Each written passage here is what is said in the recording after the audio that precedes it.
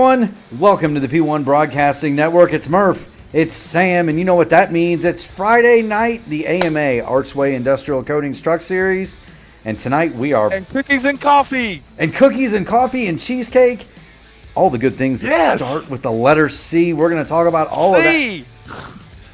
C is for cookie, and we're definitely going to talk about that tonight.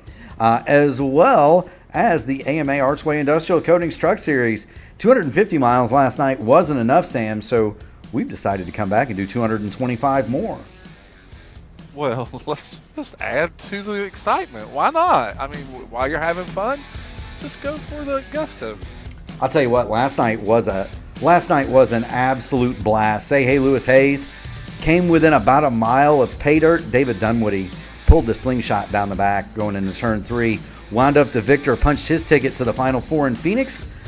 It's much the same tonight, Sam. We've got 8 drivers looking for 4 spots. And we've got what can only be termed as 2 rolls of the dice left. Ryan O'Donoghue has a massive lead on points. Kendale Paul, well, he's got the win. Chad Dulabon, Justin Osterman, Chuck Sweeting, David Dunwoody, Jeremy Dunwoody, and Chad Winstead are the other contestants. And you gotta kind of feel like it's a shorter field tonight. We might have a better chance of making it all the way. Is it one of those? Yeah, there is no Chad Winstead tonight. There's no Chad Winstead, and you have to feel kind of like Ryan O'Donoghue if it turns into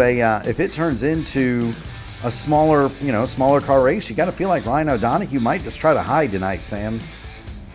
Oh well, if I felt like I had a good leverage in going into the championship, I don't know that I would take unnecessary risks tonight unless they just presented themselves in a way that would favor me in the end of the race. So it's hard to say exactly how a playoff driver will approach this thing, but we learned very quickly last night that David Dunwoody knew that his greatest chance of securing a position in the final race in the championship in the Great National Series was to win this race here at Talladega, and he certainly showed his eagerness because he was racing like a man on a mission all night long. You know, he most certainly was, Sam, and that's the thing, right? You're going to have drivers that are going to approach this race, sabers drawn, charged to the front, and you're going to have some others that just want to hide back and make it to the end amongst the playoff contenders. We'll see. We've got some new faces tonight. Adolfo Delgado is in the race. He is a rookie, peeling off his rookie stripes at Talladega. Say hey, Lewis Hayes is back, Sam. I'll tell you what. Well, of course he's back. He, in his interview last night, he said, "I'll see you tomorrow." I'll tell you what. That was one excited dude. Say hey, Lewis Hayes, and I was so excited for him to get his first podium on P1. Just super stoked. He's a great driver and is one more time. He's just a good man. He is. And Sam, one more time, he is my dark horse to walk away with a trophy tonight. Although I don't think after he ran second last night, it's much of a dark horse pick, is it? Well, it just depends on how you look at it. He hasn't won a truck race, so it could still be considered a dark horse pick. But when it comes to super speedways and Lewis Hayes, he's quite at home. Absolutely. We are about 5 minutes to go in practice. The setup tonight is going to be stages at 20 and 40. We're doing 85 total laps, Sam. 2.66 miles around this speedway. The track record, and we talked about this last night. We talked about this. The track record here in a truck, 48.875. Trevor Bain in the 2020 Chevrolet Silverado 250 here at Talladega. That these drivers will be about, they're going to be about a second slower than that. The plates were a little bit more open in that time frame, Sam, and so. And these trucks have just a tad more drag with the front end the way that it's designed. They do indeed. So they are a little bit slower, and what we saw last night, they're about 3.5 to 4 seconds slower without the aid of the aerodynamic draft. Speaking of the aerodynamic draft, we're going to go ahead and show the way too meaningless practice speeds Sam, get you 3 guesses to who's at the top of that board. Okay, 3 guesses. Then I'm going to go with Ryan O'Donoghue. You are not correct, Sam. He is not the fastest. I know, right? His new streak of 73 I'm giving weeks. up broadcasting. I'm leaving. I'm giving up. If they gave points, Sam, for fastest in practice, Ryan O'Donoghue would have a lot on that. He would have won the championship 3 races before the season was over. No joke, but he is not. Colby Pierce right now with a monster lap, 50.174. He and John Hutchins 3/10 clear of Justin Osterman nearly and David Dunwoody. That was accomplished with a tandem draft. Something I didn't bring up here last night, and you can kind of see it in the shot here. It is now gone, but this track, much like Daytona, Sam, it's got a road course. Can you? It had a road course up until 1989. Sam? Yeah, I was going to say, I don't know that it's open anymore. It is not. They used to have IMSA races here. The road course is very similar to Daytona. If you see an old overhead picture of the Talladega Superspeedway, it's very similar. They would go. They would take the left down into. They would take the left down in the infield. There's a separate pit road exit. There's no chicane at Talladega, and there's only one horseshoe. So they just go down. There's kind of an S curve. They have one of those long sweepers. Then they go back, and it forms up with the airstrip, and they go back out onto the banking. But the road course here held IMSA races, Sam, until 1989. Care to take a guess at who holds the outright road course record here? Now, that would be interesting. Now, as far as IMSA goes? It is IMSA. It is not a GTP. The GTP has never made it here. No, I know that. But are we talking GT3 or are we talking about a spec car or a developmental car? The class was IMSA GTX. So that would be the Porsche 900 series cars. Yeah, based off of 911. Based off the 911 FIA Group 5. Yeah, they were the not. If it's what I think it is, it was the fat standard whale tail version of the 911, 913. Yeah, it's yeah more or less prototype GTs, if that makes sense. Right. So IMSA what GTX. was the lap time on the road course? It's a 6.4 kilometer lap, so 3.5 miles.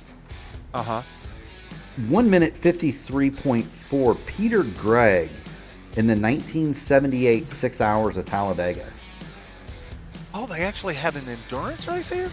They had it. That I didn't know. I knew that they had Sunday events, but I didn't know they did an endurance race. They did. So the 6 hours of Talladega was run April 2nd, 1978. The schedule that year was opened with the 24 hours of Daytona, the 12 hours of Sebring, the 6 hours of Talladega, and then they had a GT race at Road Atlanta, a Triple Crown, they called it the Triple Crown, which was the 3 GT classes at Laguna Seca, the Hallett Grand Prix at the Hallett Motor Racing Circuit, then the Coke 300 at Lime Rock, the Pepsi Grand Prix at Brainerd, the old school Paul Revere 250. Now that's a race that needs to be brought back, Sam. That is a race that needs to be brought back. And we can talk about that later if you want, the Paul Revere 250. That's one of my favorite traditions in motorsports, and it needs to come back. Then they went to Sears Point, Portland, Mid-Ohio, Road Atlanta.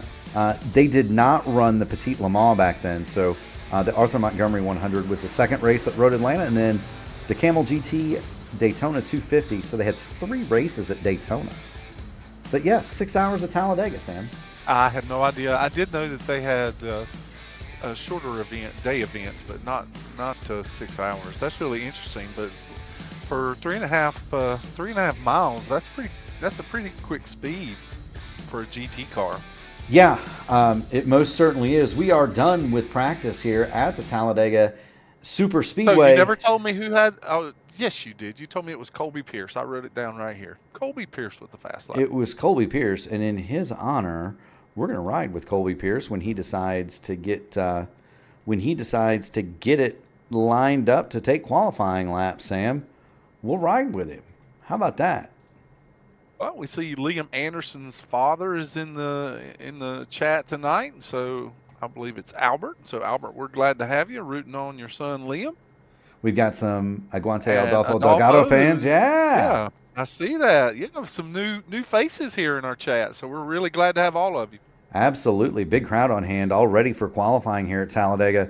Do want to thank everybody for tuning in. If you haven't already done it, make sure you smash like on the video, ring the bell, subscribe to P1, be notified of all future AMA and P1 broadcasts. It is a stacked lineup. We've got qualifying out there. Colby Pierce is not on the racetrack, so let's have a look at last night's winner. That's David Dunwoody in his Ford pickup. Blackmagic Studios, of course, on that machine. And Sam, yeah, they've had to make some modifications to David Dunwoody's truck. They had to widen the window above the door so they could get his head in there tonight. he was a pretty happy guy, wasn't he? He was a happy guy. He was a happy guy. All the way up against the wall here for the first lap, Sam. So this is going to be the throwaway. He's going to matriculate down toward that yellow line on lap 2. We're riding in the passenger seat for those of you who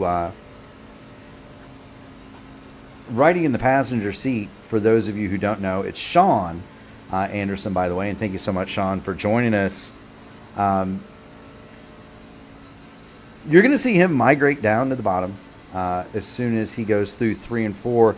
And this is a good-looking truck, Sam, pink and light blue. He had the Davey Allison scheme on it last night. This is something he cooked up all on his own. This is breast cancer awareness, and I'm sure that's why he's sporting that pink paint on there.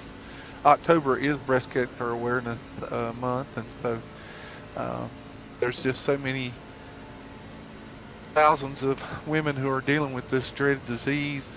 Even in my own family, we've lost a couple of family members to it, and so it's always a time that we recognize those who have either suffered loss because of this condition or are struggling with it right now. And so I really commend the guys. I think I saw where Rhino Donahue also had some pink on his truck. I noticed in the NASCAR collegiate series, they were requiring all the collegiate racers this week on Wednesday that were racing in the Daytona qualifier. All the trucks had pink wheels in honor of breast cancer awareness. There you go. Watching out the front of David Dunwoody as he comes through the tri-oval to complete his lap. He was a little bit higher off that yellow line, Sam, than I like to see. But his second lap, 55.238, and that is going to slot him in 7th quick. It is worth noting, Sam, that Colby Pierce has not gone out to take time. Matt Sisler, Chuck Sweeting, Logan Edwards also have not gone to take time. And, Sam, if they haven't gone yet, they're not going to get. No, they won't go by now. No, there's only a minute left in the session, and so they wouldn't have time to complete a lap anyway. So we do see this often in super speedway racing, is that drivers they would just soon start in the back and just kind of bide their time through the night. Matt Sisler is a great example of that. Matt did not take a qualifying time last night either, and then he was battling for the lead at the end of the race, and only to be caught up in a terrible incident going into turn 1 on the last lap. So he's gonna reload and try to get that 3 birdies truck to victory lane tonight. We were watching Jeremy Dunwoody. He received a black flag on his run, and so that is going to be all the qualifiers we have, Sam. That's going to be your starting lineup. As it stands, more or less, the gentlemen that did not qualify, Logan Edwards, Chuck Sweeting, Jeremy Dunwoody, Colby Pierce, and Matt Sisler, will be lined up by iRating, and we're going to have that lineup for you here in just a moment. But I'm excited about this. We had a great race last night, Sam. This is about ready to get to be a lot of fun.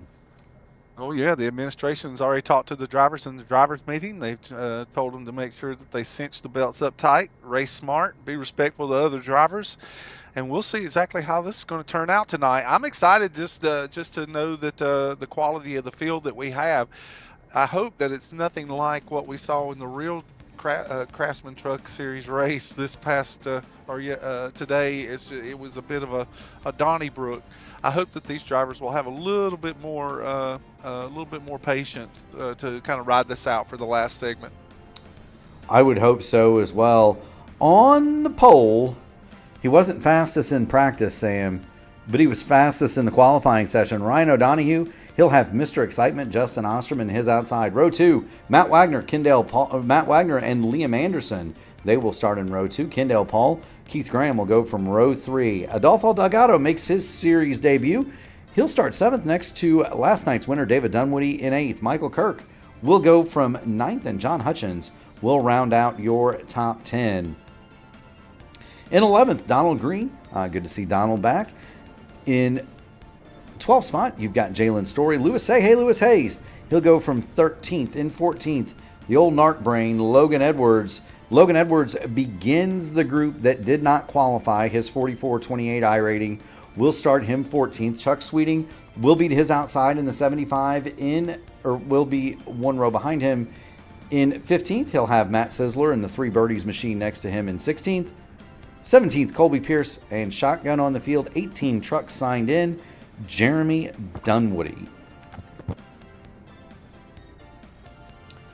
Mike Rigney says that we need this to go caution free because you and him have some noobs to frag. Is that correct, Sam?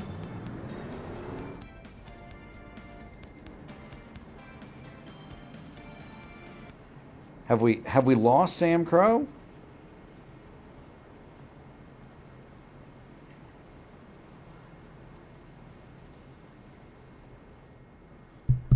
Sam, can you hear us? Apparently Sam Crow is having some difficulties on his end, but good to see Mike Rigney in the crowd. I promised that we're going to tell us. I promised Sam and I promised Mike earlier today that we're going to tell some more stories about cookies. And so the tradition of talking about food during these races will continue. I have a dandy of a story about Miss Natalie Murphy and the time that she brought cookies to the Sigma Newhouse before she was Natalie Murphy, and it's a pretty fun one, Sam. We're looking at the field as they go down the backstretch, overlooking this field, Sam. I gotta almost feel like I'm with Mike. I hope that we go caution free, but also, Sam, there's almost a sense of foreboding here, isn't there? I'm sorry for the technical issues just a moment ago, but there's always this specter that kind of hangs around at these tracks, and these drivers know it. They know it, and it hangs around. And in the back of their head, there's always that thought of when the big one will happen, and if they'll get caught up in it. And so you're right, there is a bit of an ominous feeling, but it's also a feeling of awe and excitement and anticipation. There's just so many emotions that go with super speedway racing, and the pace truck's pulling off right now. Anticipation is making me wait. No, that's not how you do. Yeah, let's get back to commentating, not singing. There you go. The field is going through the tri-oval, and Barney's got the green flag in his hand. We are under green. We are on for 225 miles here at Talladega. Not much of a jump for Ryan O'Donohue that time, or in this iteration of Talladega. The trucks, they don't get up to speed near as quick as the Grand National cars. He's got a big push from Matt Wagner. Wags does not appear to have a paint on his truck, Sam. Actually, in the server, he's actually showing in the DeWalt type scheme that he's been racing all year. Matt Wagner last night actually made some predictions, and he was very excited about his chances tonight. He talked about how he has extensive super speedway racing experience. He felt like that some of the experience that he has is a little bit more than what may others have in the field. But he was very eager to see how the race played out for him tonight, and he was wanting to make a run at it. There we go. We're going to try to reacquire the paint so we can show everybody's colors here tonight. Do want to thank everybody. There it goes. Michael Kirk in the 54 does not have a custom scheme, but there goes Matty Wagner. Now in the server, actually, I was going to make a comment about that during the race. Michael Kirk is actually in a great looking an old X-Side battery themed paint scheme with the electric bolts going down the side. It looked really good. But maybe that'll get straightened out before the night's over. Maybe so. Maybe I just need to reacquire them one more time, Sam. Well, I'm sure you can do that in the stage break. We'll just do it right now. Meanwhile, we're 3 wide going for the lead. That's Ryan O'Donohue on the bottom. He's got Liam Anderson up top, and they've kicked Justin Osterman into the sucker hole in the middle. The 91 of Adolfo Delgado, that's a sharp-looking machine up on the top. He's trying to push Liam Anderson. They're 3 wide, and that is just not working out. Kendall Paul, he's going to try to shoot the middle, Sam. Well, there's going to be some of these drivers, we talked about this last night, some drivers that would just as soon kind of lay back, hold on to the end of the lead draft, and then there'll be other drivers that want to get there to the front as fast as they can get there. That's why you're seeing some drivers that are already going 3 wide and trying to make moves to get around those 2 tight rows that are from the bottom up. And it's just different drivers have different approaches to this race, and that's what makes it exciting. They most certainly do, Sam. Kendall Paul has now made it to the front. Ryan O'Donohue has been loyal to that bottom, and he's got Matt Wagner loyal to him too, Sam. Wags is pushing that number 14 for all it's worth going down the backstretch. And I don't think Matty Wags is going to leave Ryan O'Donohue either, Sam. If I were in that position, there's no way that I would leave Ryan O'Donohue. Everyone in this field, or anyone that's been watching the AMA this year, knows that Ryan O'Donohue is one of the fastest trucks in the field, and he is one of the smartest drivers in the field as well, and he's got a lot of talent. So why not stick with him and just ride this thing out to the end of the race? No one's going to win this race before the end of the first stage, and no one's going to win this race before the end of the second stage. But there will be a lot of losers if you make undue mistakes. That's absolutely right. And we talked about this last night, Sam. These stock cars here and these trucks, for that matter, they move around a lot, and they move around a lot involuntarily. Let's jump aboard. Oh, how about let's hop aboard the old narc brain, Logan Edwards. Let's see if we can't get inside his truck, and I'll kind of show everybody what we're talking about. These trucks move around a lot, and these drivers are not steering them like this. That's the aero moving them around as they slam through Talladega's high bank, Sam. Oh, yeah. All the steering that you see in the cockpit or any movement that you see, the drivers are correcting what the air is doing to the truck around them. And what looks like very, 2 lines that are racing close together it's not what you see from the cockpit of the truck, because when you're in the seat, those subtle movements that you're looking, that weaving back and forth, those subtle movements are much bigger when you have the wheel in your hand. Yeah, they're not doing that intentionally. People are, well, why don't they just hold the wheel straight? If we're to get inside of Logan's truck, and there we go, you'll see it. He's not moving the wheel all that much. He's certainly not moving the wheel as you see big wiggle out of Jalen Story. He's not moving the wheel commensurate with moves that big. That's the air right. Moving these things around. That's right. The aero signature of these trucks is as you see Liam Anderson make a big move from the top to the bottom. That's a smart move. I think that's a smart move on Liam's part. Great job. Yes, it is. We do finally have everybody's paint. It only took me 4 tries, Sam.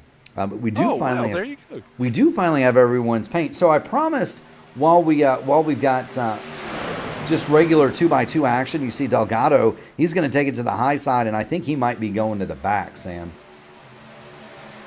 Well, we saw that last night that some drivers felt like it was getting a little too racy for them up front, and because it was getting that way, they chose that they didn't want to be a part of something like that. So they just went to the back to kind of collect their thoughts and ride it out till the end of the stage. Greg Evans, Lewis Hayes, who almost won the race last night, he was another one that pulled to the back of the field, and he's riding in the back even now. So just different drivers. Again, it's just about your strategy, your approach, and what your comfort level is when it comes to this type of racing. Yeah, there's the crew that's riding around in the back. You've got Donald Green. You've got Matt Sizzler really at the back of the pack.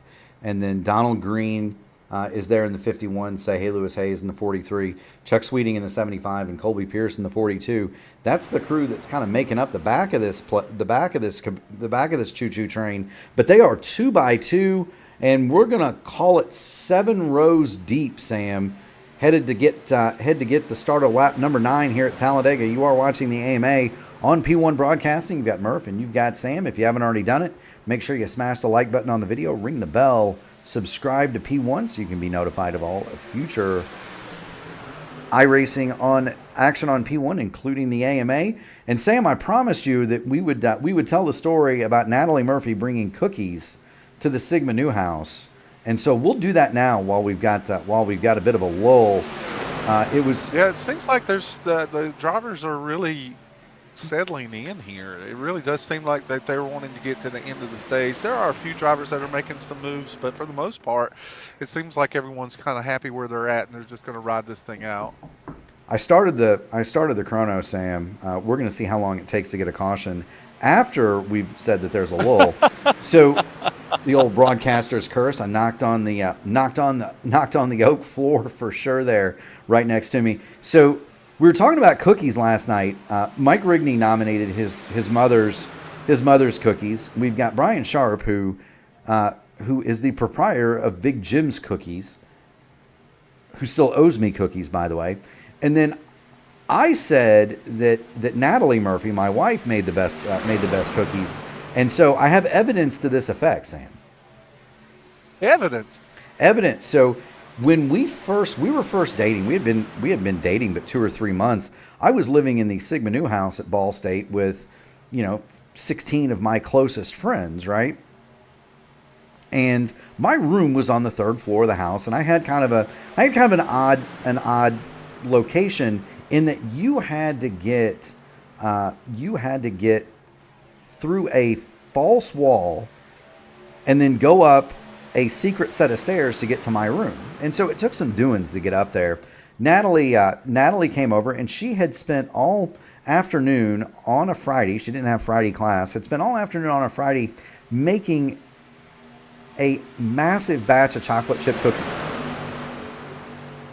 Those hat boxes that you put cookies in, Sam? Sure. She had 4 of those things full of chocolate chip cookies. Well, what did everybody else eat once you got those? Well, so she comes over to the house at like 3:30 in the afternoon, and usually at that hour I would be the only one there. And I thought, Sam, and it was just me, I thought that I was the only one there also. She came over, she sat those 4 hat boxes full of cookies on the kitchen table, walked up the 3 flights of stairs, knocked on my door. I came back downstairs, and I didn't see anybody else in the house, didn't hear anything else, didn't know anybody was home. We got back down in the kitchen, and every single one of those cookies were gone, Sam. She had made over 500 chocolate chip cookies, and those guys had them gone in the 60 seconds it took for me to get back downstairs. Good heavens. It sounds like a hijacking more than a eating. They nominated her 3 times for a house sweetheart solely based upon her chocolate chip cookies. But she was never eligible because she was she was basically engaged to me by that point. So girlfriends of active brothers are not eligible for that honor. So she was never able to take it, but she was nominated several times based solely on her chocolate chip cookies. And she used to make us cookies often, and they were always gone immediately after appearing through the door. How about that? Well, I would tell you that's a good testimony of quality of cookie, but also I know we were discussing before the race that if you brought any kind of food into a frat house, it probably wouldn't last for a second anyway. To this day, Sam, I have no idea who ate all those cookies. We've gone 3 wide for the lead now. Ryan O'Donoghue is on the bottom, Kendall Paul in the middle, and you've got the 49 of Logan Edwards, and he's being pushed by Adolfo Delgado. He's at the top. Liam Anderson has fallen from the top 3 all the way back to 8th, and they're really starting to get kind of racy here, Sam. We've got 5 laps to go until the end of the stage. And it's so surprising to see Logan Edwards. He's been our road course ace all year long, and Logan Edwards is here racing in this super speedway event and trying to get that 49 truck up front. So it's good to see Logan Edwards showing up and showing us that his resume includes super speedway racing. It is indeed. Do want to point out John Hutchins has pulled his car to the pit lane with a meatball, and that's John Hutchins. Yeah, John Hutchins. I don't know. That's connection issues. That was an iRacing. That's a race control iRacing decision. Okay. 8-ball. Yeah, because his connection issues were severe enough that they needed to get him off the racetrack. There you go. Do want to point out that Matt Sisler, Chuck Sweeting, and Say Hey Lewis Hayes have now deliberately dropped out of this pack. They know they can lose the draft, not go a lap down here with 4 laps coming to the end of the stage, Sam, and they don't want any part of what's about to happen. Well, every time we get close to the end of the stage and these drivers feel the pull of points that, especially the playoff drivers, the pool of points that are waiting for them at the end of the stage, you'll start seeing this kind of activity where the drivers are all kind of positioning themselves like chess pieces, trying to get to be the one that leads. But Ryan O'Donoghue's had a firm grip on this thing tonight, and he's not ready to relinquish it anytime soon. Oh, Kendall Paul makes a big move on the outside. Oh, push! Big shot from David Dunwoody Yeah. Big shot from David Dunwoody, and we saw him do that all night last night. He was giving big pushes to Justin Osterman, Kendall Paul. Basically, anybody that was in front of that 28 got big runs off of David Dunwoody's nose. He pushed Lewis Hayes the portion of the race. Yes, he did. And speaking of Lewis Hayes, you see him in the background. He's dropped off now. He's dropped off the back of Chuck Sweeting and Matt Sisler. He wants as much room as possible between himself and this pack. It's right now a drag race between the tandem of O'Donoghue and Wagner on the bottom, and Kendall Paul and David Dunwoody on the top. They've got Michael Kirk and Justin Osterman in row 3. Liam Anderson, Jeremy Dunwoody in row 4, and it's pretty much 2x2. Logan Edwards is going to get shuffled out on the top. You can't get that top line to organize. It's just very hard to get that line to organize. It most certainly is. You can do it for a lap or two, but it's so unnerving as much as these trucks move around, Sam. It's so unnerving to be in the middle or on the top in a sustained fashion. But what do I know about this? Racing? In the trucks, it seems like the top lane is a little bit more manageable. The Xfinity or Grand National cars seem to be a little bit more difficult on the top line, but the trucks seem to have a little bit more stability on the top line. The problem is that it really does need much more organization on that top side to generate the speed you need to keep pace for the bottom lines. The middle line in the trucks is always the most precarious of the lines when you're 3 wide, simply because of what we talked about earlier. There's so much turbulence and air that moves the truck in the middle, and it really makes it almost unmanageable at times, especially on entry into 1 or 3. It does. I'm of the opinion I like four wide. Yeah, that was Rodolfo there, or Adolfo Delgado in the middle there. They went 4 wide. He was ping-ponging off of David Dunwoody. They all save it. Meanwhile, Ryan O'Donoghue still leads, and now it's Michael Kirk moving to the top. But Matt Wagner has been loyal to the rear bumper of that 14. He has not moved. He has not wavered. He has not varied. And now they got Liam Anderson up there. He is third in line on the bottom, and they are wearing out the back of each other's truck, Sam, as they come down to get what would be the final lap of this stage. Well, apparently all those lightning bolts on the side of that 54 Michael Kirk machine has really energized him enough that he's going to put that truck up front. He wants to see if he can get that Ford to cross the line first. He's going to give him a run for the money on the outside. He's a half truck length ahead of Ryan O'Donoghue. He is, but Ryan O'Donoghue's got the short way around. They get back to the line, and that time it was Michael Kirk by just about a foot. They go back through turns 1 and 2. This is the final lap of the first stage here in the Talladega 225 for the AMA Archway Industrial Coatings Truck Series. Sam, you've got Ryan O'Donoghue leading the bottom. Michael Kirk leads the middle now, and a rally has started up top with Jeremy Dunwoody. Yeah. Jeremy Dunwoody's That's really going to – I'm sorry, go ahead. Jeremy Dunwoody's got help from his brother David Dunwoody, and Adolfo Delgado is going to try to follow them as they head for the tri-oval. Mercy me, Sam. Are they going to make it? A whole lot of movement by Jeremy Dunwoody there, but that in middle line just lost all its momentum when those trucks jumped out, and it looks like Ryan O'Donoghue is going to secure stage 1 points here as the caution comes out immediately after the field crosses the start-finish line. It did indeed. Adolfo Delgado kind of got up and smacked the wall a little bit. Great run in there for Liam Anderson. He's going to finish in the top 5 in the stage.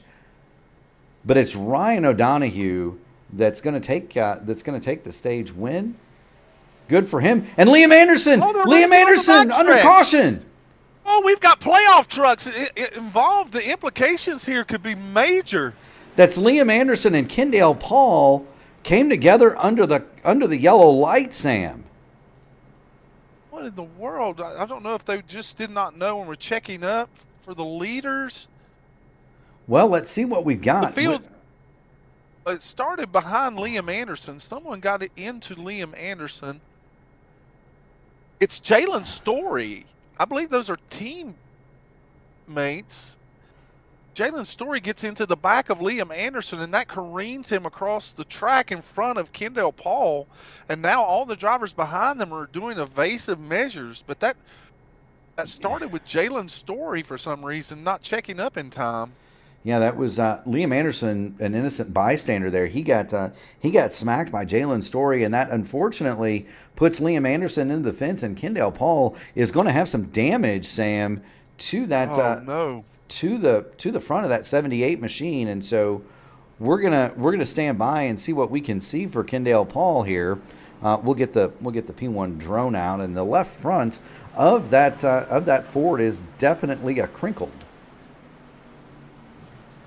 I don't know, because they were going a little bit slower. I don't know that the damage would be extensive enough to ruin somebody's night. However, you just never know with the trucks because the damage model in the trucks is so sensitive. Oh, and now we see Jalen Story has lost control of his truck again in the corner, and he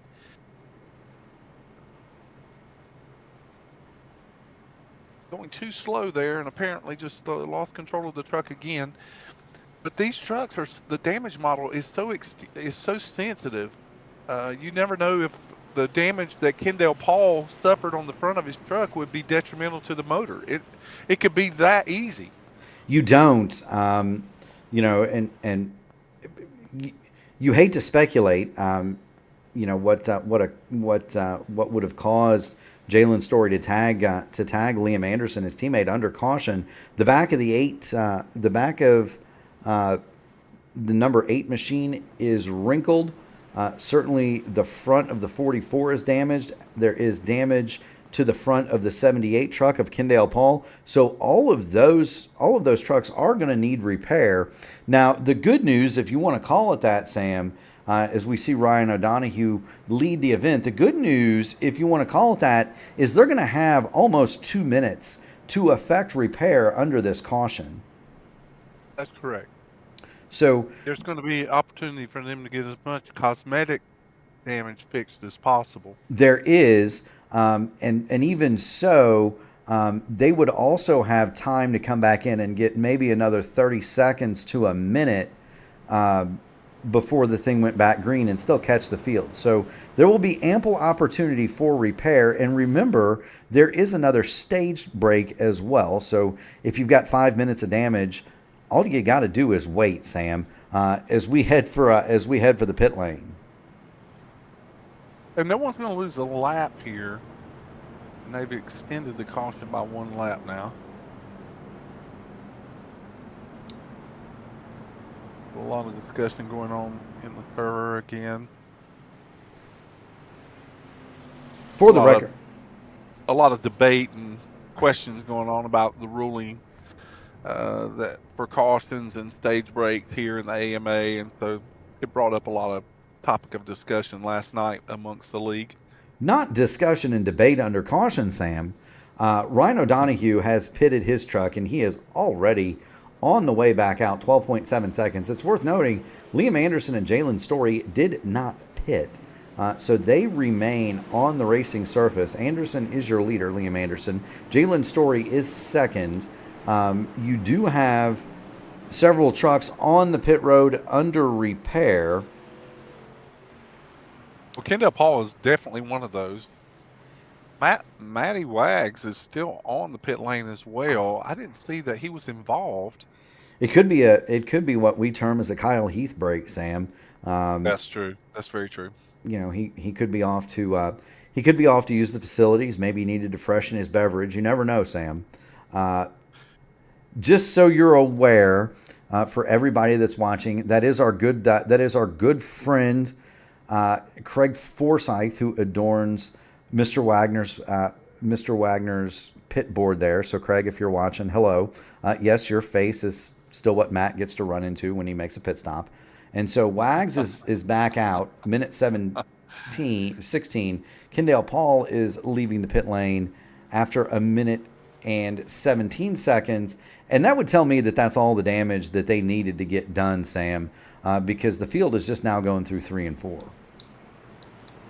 There's so much to consider when you have this damage, especially when you're coming off the pit lane. Even if it says that the damage is repaired, sometimes that damage is repaired enough that you can run the truck, but it may affect the speed, it may affect the aero, it may affect the steering. There still may be ramifications to the damage that you received, but the truck, by all practical purposes, is back up to raceability, so to speak. Indeed, Sam. Do want to point out Liam Anderson and Jalen Story, even though those trucks are wrinkled, they stayed out, did not pit under this yellow. Now they can make it to lap 40, which is the second stage break, without a stop, and so you didn't have to stop there. But that's going to affect their maneuverability in this draft, isn't it, Sam? Well, it will really affect these trucks. The older the tires get, it can really make a big difference on entry. If the drivers are not used to the preload and on the truck and on entry, you'll see the truck wash up the racetrack if they're on the bottom. If they're not, and when I say preload, it's almost like you're turning before you turn. You're just readying the truck for that abrupt banking that you're about to hit, and so you're kind of turning the truck before you actually make the turn into the corner, so that the load is all even and keeping you straight. If you do it abruptly, then what happens is that the truck wants to wash up the racetrack, and that's what you'll see with older tires, especially, is you lose just a hair of that grip that you need to steer down to the bottom, and those are the most worrisome times when you have older tires.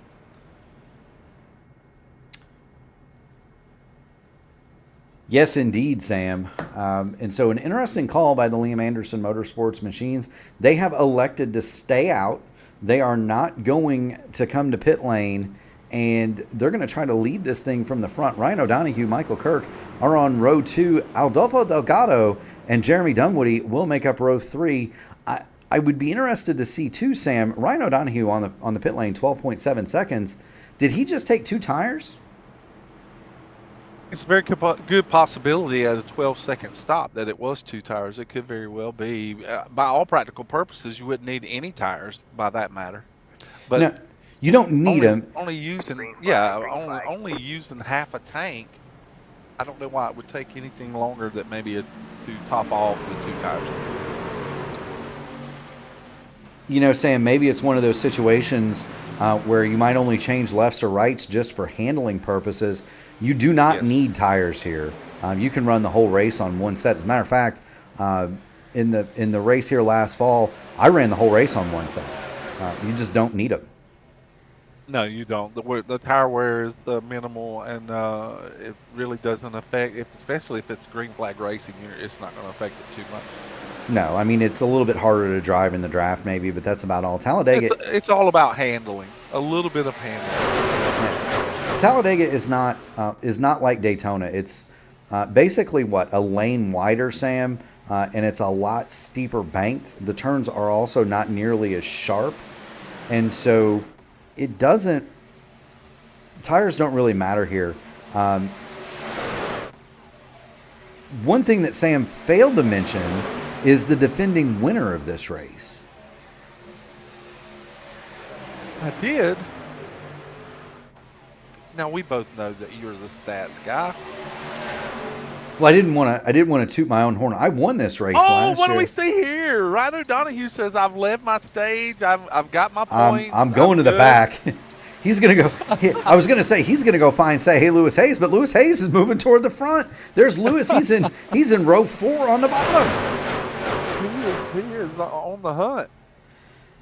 We kind of saw this out of Lewis last night. He hid in the back for a while, and then you looked up and said, holy mackerel, here comes, say, hey, Lewis Hayes. But he's hunting the front of this deal. We've got Adolfo Delgado in his debut race here in the AMA, leading. He's got Logan Edwards to his top side. Michael Kirk and Liam Anderson are in row 2, and then Jalen Story is kind of by himself in the 3rd row. He's followed by, say, hey, Lewis Hayes. And those trucks are moving around an awful lot on that bottom line, Sam. Liam Anderson going to go to the top. He's going to try to take the push and go to the lead here. And now there's a little bit of a run on the outside with Keith Graham and Matty Wag. Yes, he is. Matt Wagner's going to try to propel the 09 of Keith Graham to the front. He was the pusher for Ryan O'Donoghue in that first stage, and we are 3 wide for the lead, headed for the tri-oval, Sam.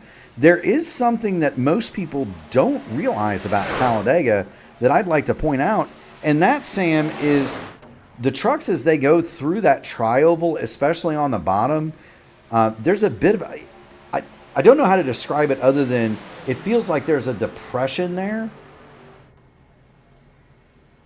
Or maybe the banking isn't as steep or as uniform in the very bottom groove, but it gets very light through the tri-oval. Well, it's like the transition area. Yeah, it gets very light, especially on the bottom. And so the drivers are going to need to be extra careful. Do want to point out that Liam Anderson did win a race at Talladega a few weeks ago as well, and so he knows how to get to the front here. But right now, Matt Wagner, he's pushed Keith Graham clear to the lead, Sam.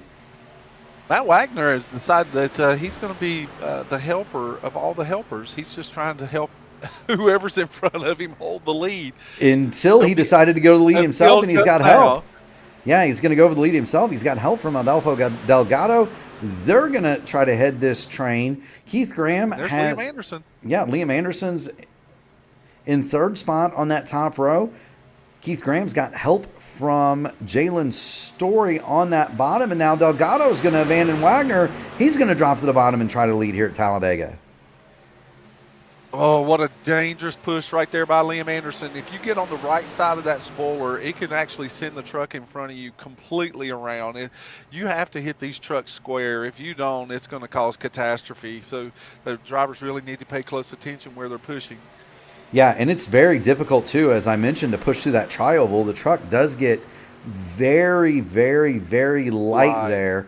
Wags goes back to the lead. He gets a shot from Anderson. He's going to go back to the lead, and they've got the 54 of Michael Kirk there in that top line. It is worth noting that Chuck Sweeting, Matt Sisler, and Ryan O'Donoghue have gone to the back. They have not dropped off the train with 10 laps to go, but they are trying to find some safety at the back of this deal. Meanwhile, Hey Lewis Hayes has moved up, and here comes Donald Green. We have not seen Donald Green in that 51 run inside the top 10 much, if at all, this year. He's moving up nicely, Sam. Well, it was just a couple of laps ago that Donald Green was getting a little red mist in there behind the wheel, and he was just not happy with some moving through the field, and maybe he's decided that he's going to use all that adrenaline and apply it to the right foot.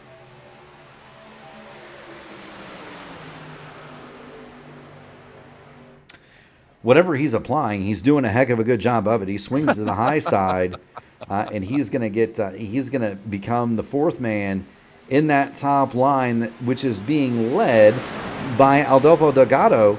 Meanwhile, Matt Wagner has gone to the lead, and he has got help from Liam Anderson and Keith Graham there on the bottom, as well as Jalen Story, Hey Lewis Hayes. Mr. Excitement, Justin Osterman, has moved into that lane. Jeremy Dunwoody. And last night's winner, David Dunwoody, is 12th. You see him there kind of in the middle, not in a line. It'll be interesting to see what he does as we come to start lap 32, Sam, of 85. We're closing in on that second stage already. Yeah, and then it's really going to make it interesting to see how strategies play out for the final stage. But it doesn't mean that there's not stage points that can be handed out at the end of this segment. So that's why you're seeing some of these drivers making big runs. I see John Hutchins moving on the outside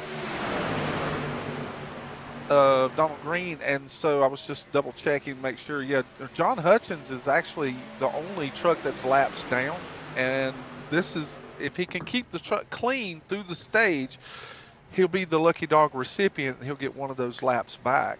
Yeah, so and he has vested interest in this. Well, and there's John Hutchins in the 72. Now, if I were John Hutchins and I was the only truck laps Liam down, Anderson calling for a pit stop. Anderson calling for a pit. Yeah, they may be running short on fuel, Sam. They may be, yeah. Now, if I were John Hutchins, I would be completely out of the draft by now. Because whatever happens, I don't want to have any part of it. Liam's he's just gonna do a really considerate thing here and just pull down to the apron. He and Jalen Story both. They are teammates, and so now they're just going to move out of the way of the field and allow them to go on. And those two drivers are going to come to the pit lane. Now, if they hurry up, they can get back out on the track, and they will not go a lap down. That's very true, and if they do go a lap down, Liam Anderson would be they're crashing on the front stretch. 3, 4, 5 trucks, 6 trucks involved. Big mess on the front straightaway. They're still crashing. Keith Graham slides across the start-finish line, but we are under caution, and neither Liam Anderson nor Jalen Story, I don't believe, made it to the pit lane before caution flew. Caution come out? Oh, no. I don't think they made it. And look who's involved, none other than John Hutchins. Donald Green is there. They're 3 wide. Hutchins is going to get the push from David Dunwoody. And let's see what happens here, Sam. Well, Michael Kirk is in the middle, and for some reason, Michael just kind of washes up the racetrack in that middle lane, and he catches John Hutchins in the left rear, and that just sends Hutchins right back across the field, and then it just careens into Keith Graham and Jeremy Dunwoody are involved.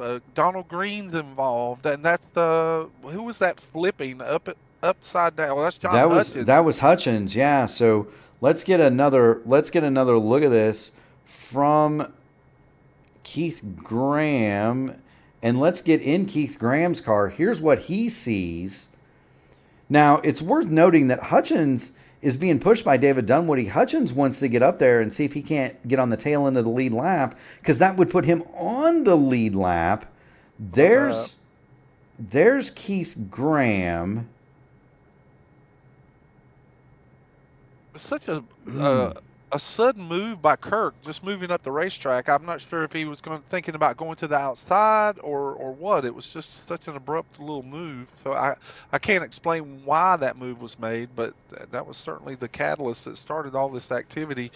Lewis Hayes was also saying that he saw a pretty good hit, but his truck looks really good to me. I don't know that he has any damage. I don't see where he was involved. Yeah, let's get in the drone and see another different angle. Um,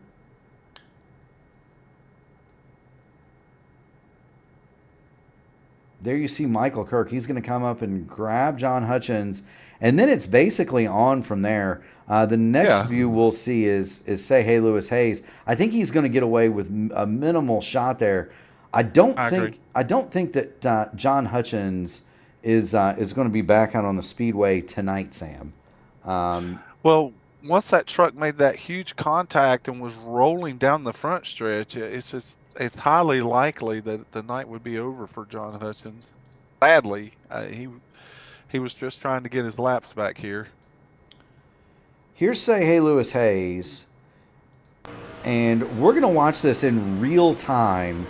There you see Liam Anderson and Jalen Story. They're going to drop out of the draft and come to pit lane.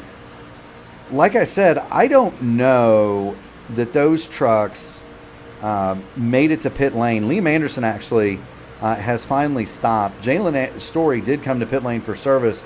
Watch this real time, Sam.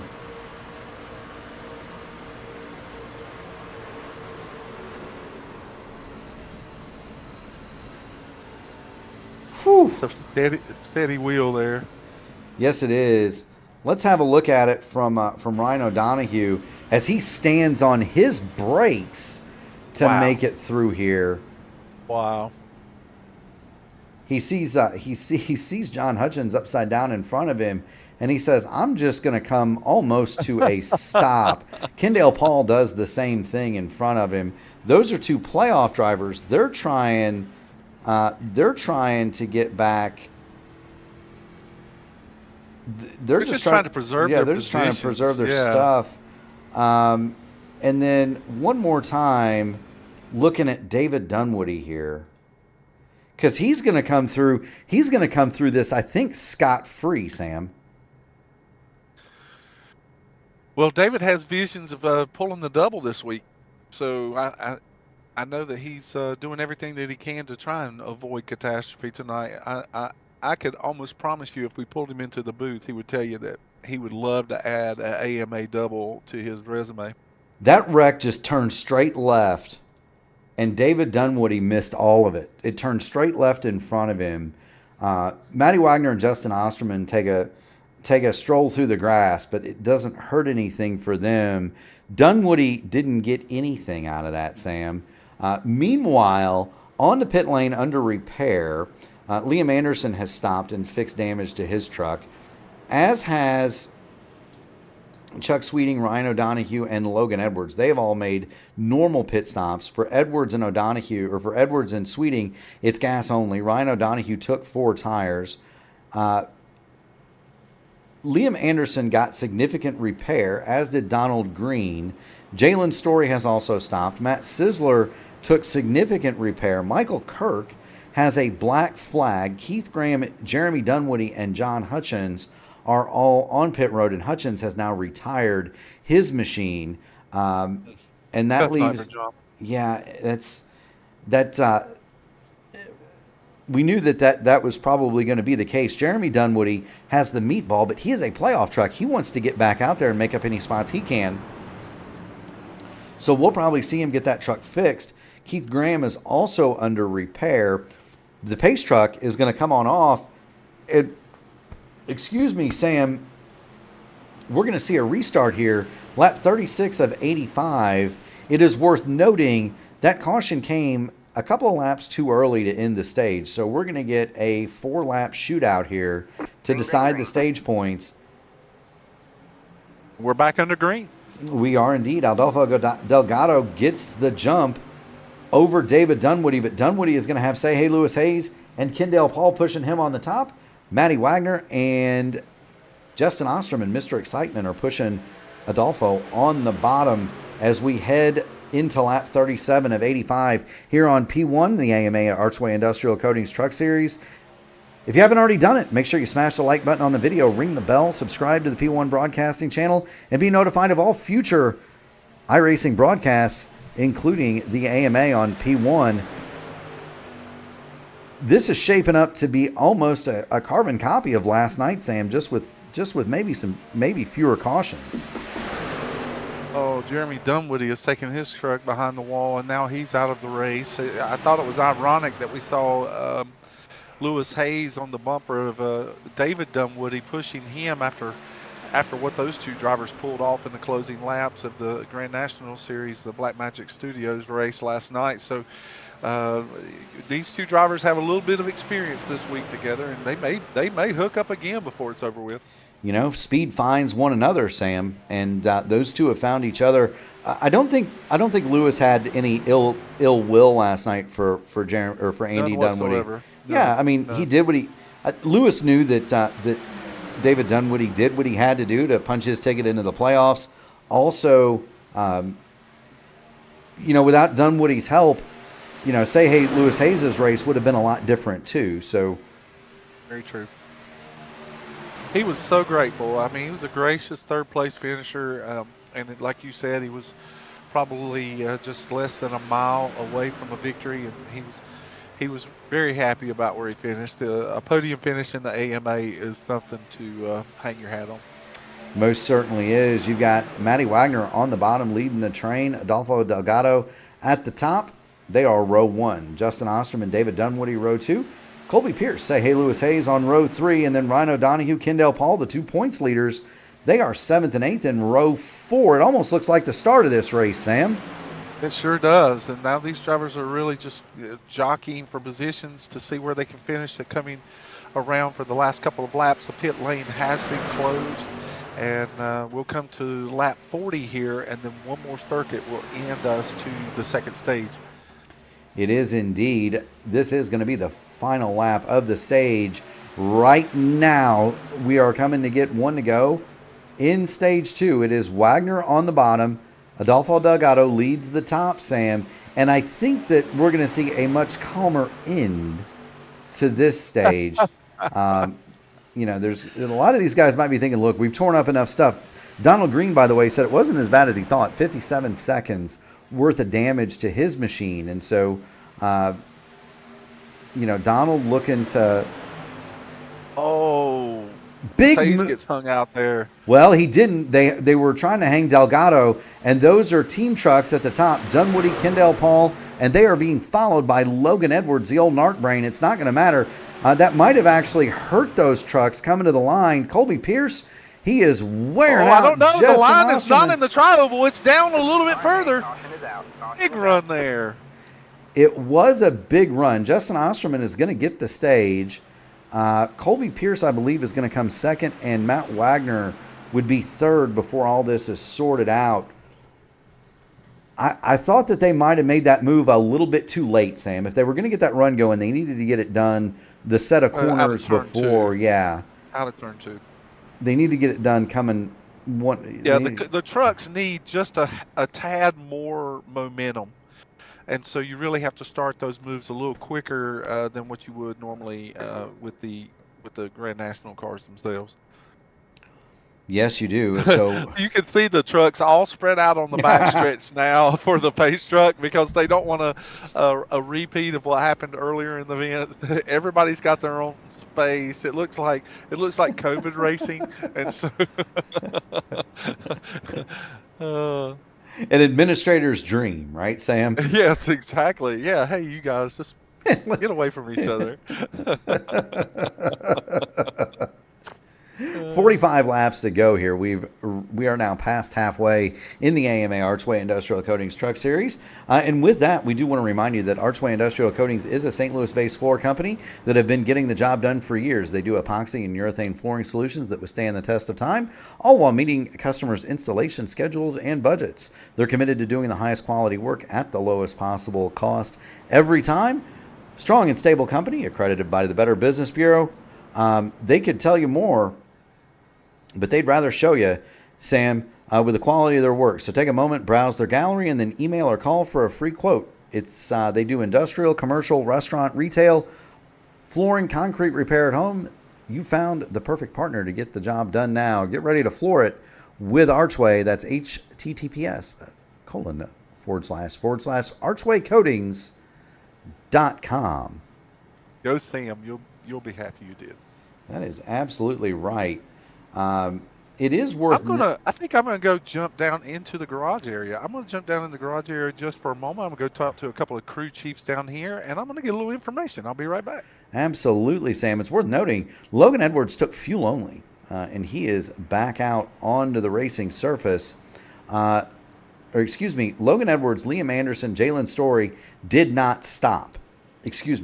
For that. Ryan O'Donohue, Matt Sisler, they had stopped under the previous caution and took fuel only. The 4-tire stops begin with Justin Osterman from 6th on back. So it's worth noting one more time, Edwards, Anderson, and Story did not stop. O'Donohue and Sisler gas only. Osterman on back all got 4 tires. With what we saw from Liam Anderson and Jalen Story earlier in the event, where we thought that these trucks could easily make it the 40 laps, they may not be able to make it 40 green flag laps to end this race. And so those drivers are banking on either another caution or a pit stop here under green, and they're hoping that they're able to hold on to that track position. But that is the Luke Mansky Racing esports machine of Logan Edwards. He is a regular here. On our IndyCar broadcast. A fantastic open wheel driver. He's been on the podium in the top split races on Monday and Tuesday night. He runs Indy Lights cars extremely well. He and teammate Caleb Brashear, both fabulous drivers in that car. They both had really good nights in the IndyCar Pro Opener on Thursday, and that began Thursday night. So last night, great to see highly skilled drivers like Logan Edwards here in the AMA. And it's also great to see guys like Liam Anderson, Jalen Story get a chance to run up front. Yeah, those drivers actually were they able to navigate their pit stop anyway and put them in this position? No, so Edwards, Anderson, and Story did not stop. O'Donohue and Sisler, gas only. Everybody else got 4 Mr. Feelgood, Sam. But based on what we saw from Story and Anderson earlier, I don't think we're talking about a nonstop run here to the finish. Did they pit at the big crash on the front stretch though? Did Anderson and them they pit then? Edwards, Anderson, and Story did pit then, as did O'Donohue. Okay, all right. Did O'Donohue and Sisler. O'Donohue and Sisler stopped and topped off. Edwards, Anderson, and Story, they did not stop under this caution. It's worth noting, too, Matt Wagner and Matt Sisler now have come back in and topped on off. And so that's... Even topping off, really, honestly, I just don't see how these guys can make it to the end. 40 laps is just asking too much. It's even with a full tank, I think talking to a couple of crew chiefs, it's really a stretch to think that you could get 40 laps out of the truck. It's just not possible. So they may be topping off so that they can stay out on the track as long as they can stay out on the track, and then pit as late as they can, and then that way the pit stop will be that much shorter for fueling. I'm guessing that the final stop here, if there is one to be made, Sam, would be a gas and go just for 5 or 6 gallons. Would be my thought. You're certainly not gonna change tires under green here. No. I think around 10 laps to go, you're going to start. If it stays green, you'll start seeing drivers making decisions with about 10 laps to go.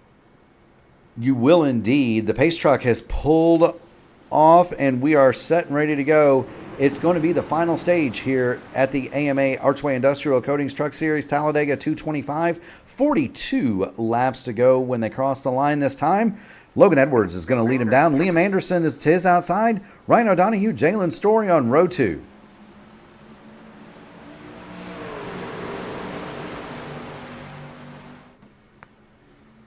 Our leader now on the initial start, the field goes on green, so the leader doesn't really get a decided advantage on starts. But I will tell you this: if a leader jumps the start on super speedways, he's really setting himself up for failure because he'll get out too far and the field will catch him bunched up, and they'll overtake him quickly. So it's really just the best policy when you're racing super speedways and leading.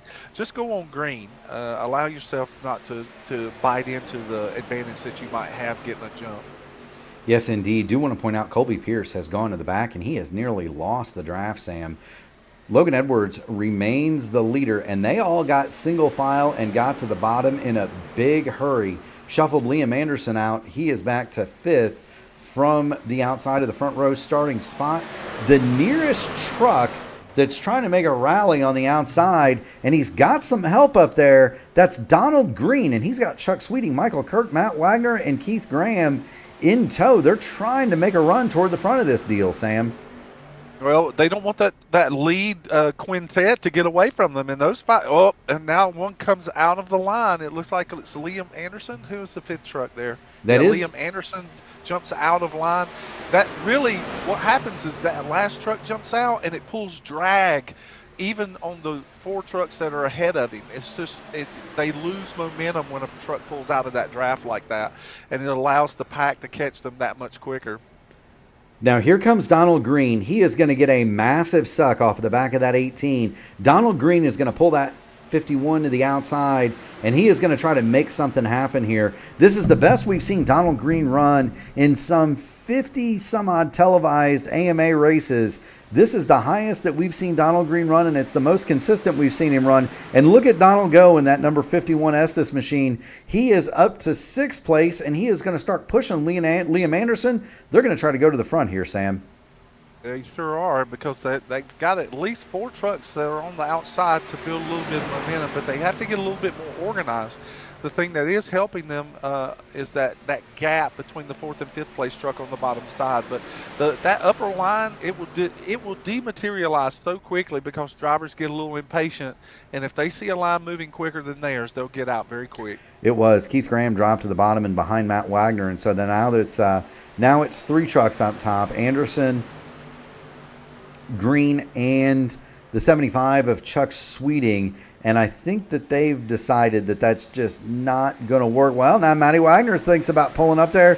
He thinks better of it. Wags drops back down into the 5th spot.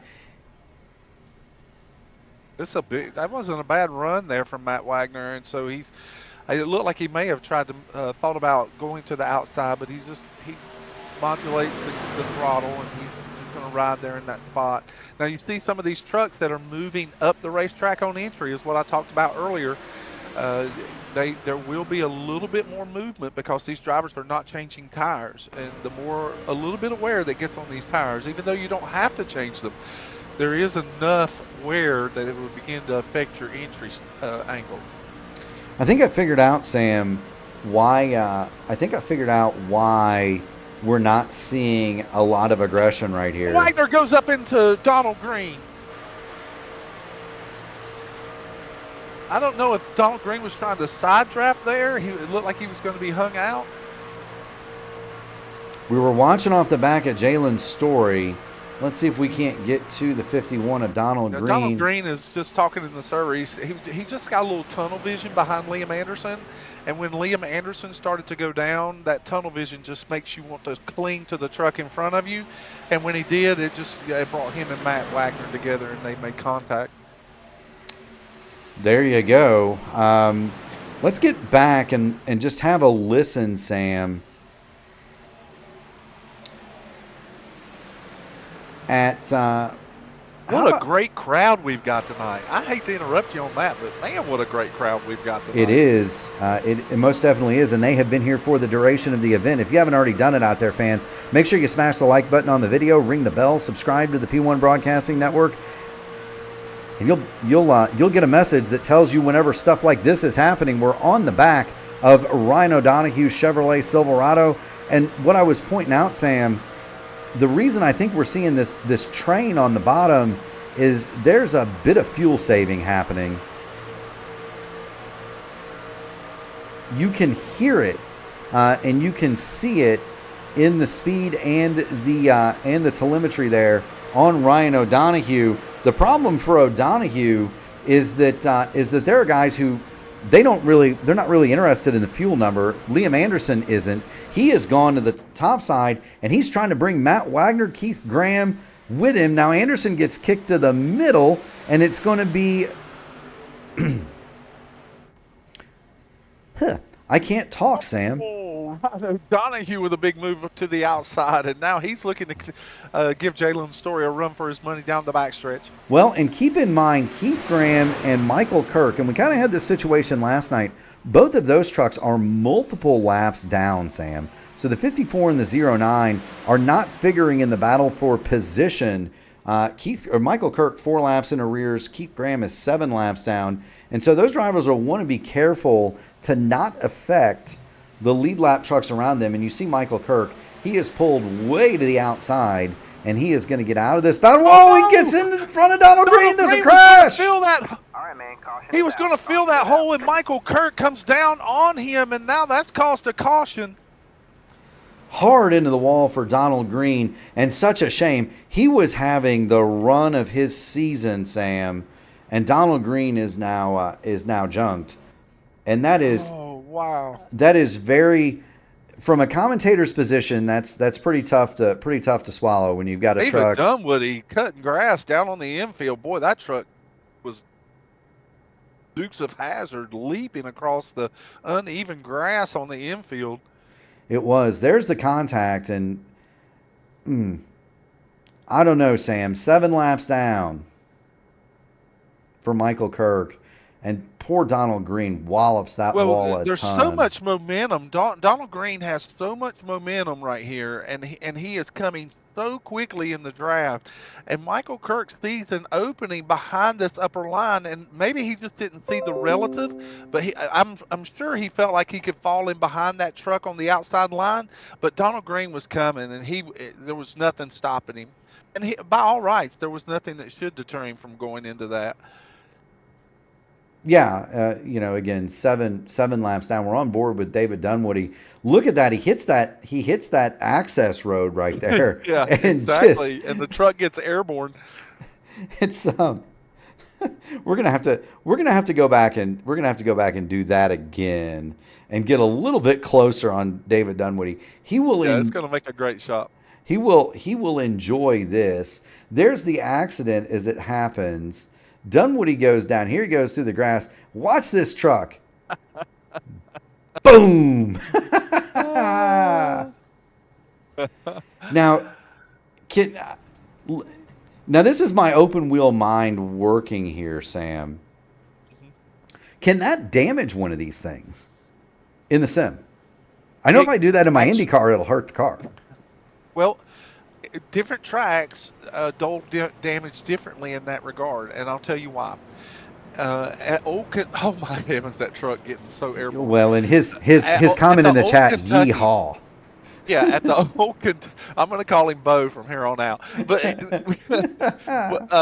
the old Kentucky Speedway, there were such huge, astronomically high undulations that were on the front tri-oval, and drivers would want to cut that off, and it would literally almost there would be a water grate there, and it would just throw the truck into turmoil. Now those undulations would actually cause damage to the truck, but the only time that I've ever seen infield damage that causes like that is either a wall or if the indentation is low enough to catch the front spoiler, but it will not do damage to the bottom of the truck. Very good. Logan, like I said, I just know Indy cars and stuff, we can damage those things just going over curbs. Like you don't even have to do that. If you hit the under tray wrong going over a curb, you can damage the tunnels or the diffuser. Poor Donald Green can barely. Oh, I believe that. And you can actually damage the diffuser in the Cup car as well. Yeah. Poor Donald Green can hardly get his car steered into his pit box. Meanwhile, Kendall Paul wins the race off a pit road. Well, he doesn't win the race off a pit road. He comes out third. Ryan O'Donoghue, Matt Wagner, Kendall Paul, gas only. Logan Edwards took 2 tires. Justin Osterman, same. Delgado, Sweeting, Sizzler, Lewis Hayes, Colby Pierce, I believe all got 2 tires. Jalen Story, Liam Anderson still have not stopped, and there they are. It's very surprising, but maybe this caution has given them enough of a window. They think that they can make it. My experience is, and just the information that I'm getting, a full tank coming off a pit road is 34.8, 34.7 laps that you can get out of a tank, and you may be able to save in the draft. You might be able to save to maybe 3 laps tops, but I mean, we're still with. I mean, I think everybody's going to be fine on fuel from this point on, except for the leaders. If they're not careful, they'll be pushing it, but. I think everyone should be fine, but if Jalen Story and Liam Anderson stay out, the question is will they have enough fuel to finish this event if it goes green? Yes, indeed. Donald Green has reported that he is headed for the infield care center, and that's a tough break for Donald Green. He had the run of his season going before the contact from Michael Kirk. Colby Pierce, X Games presented by P1. My goodness, if David Dunwoody is Bo Duke, then who's playing Duke, and who in the field would we consider to be Roscoe or Luke? Is it Bo and Luke? Bo and Luke, yeah. So who's playing Luke, and who's going to be Roscoe in this field, Sam? Oh, Roscoe. He used to be a citizen of the area where I live in. Up until his death. Yeah. And the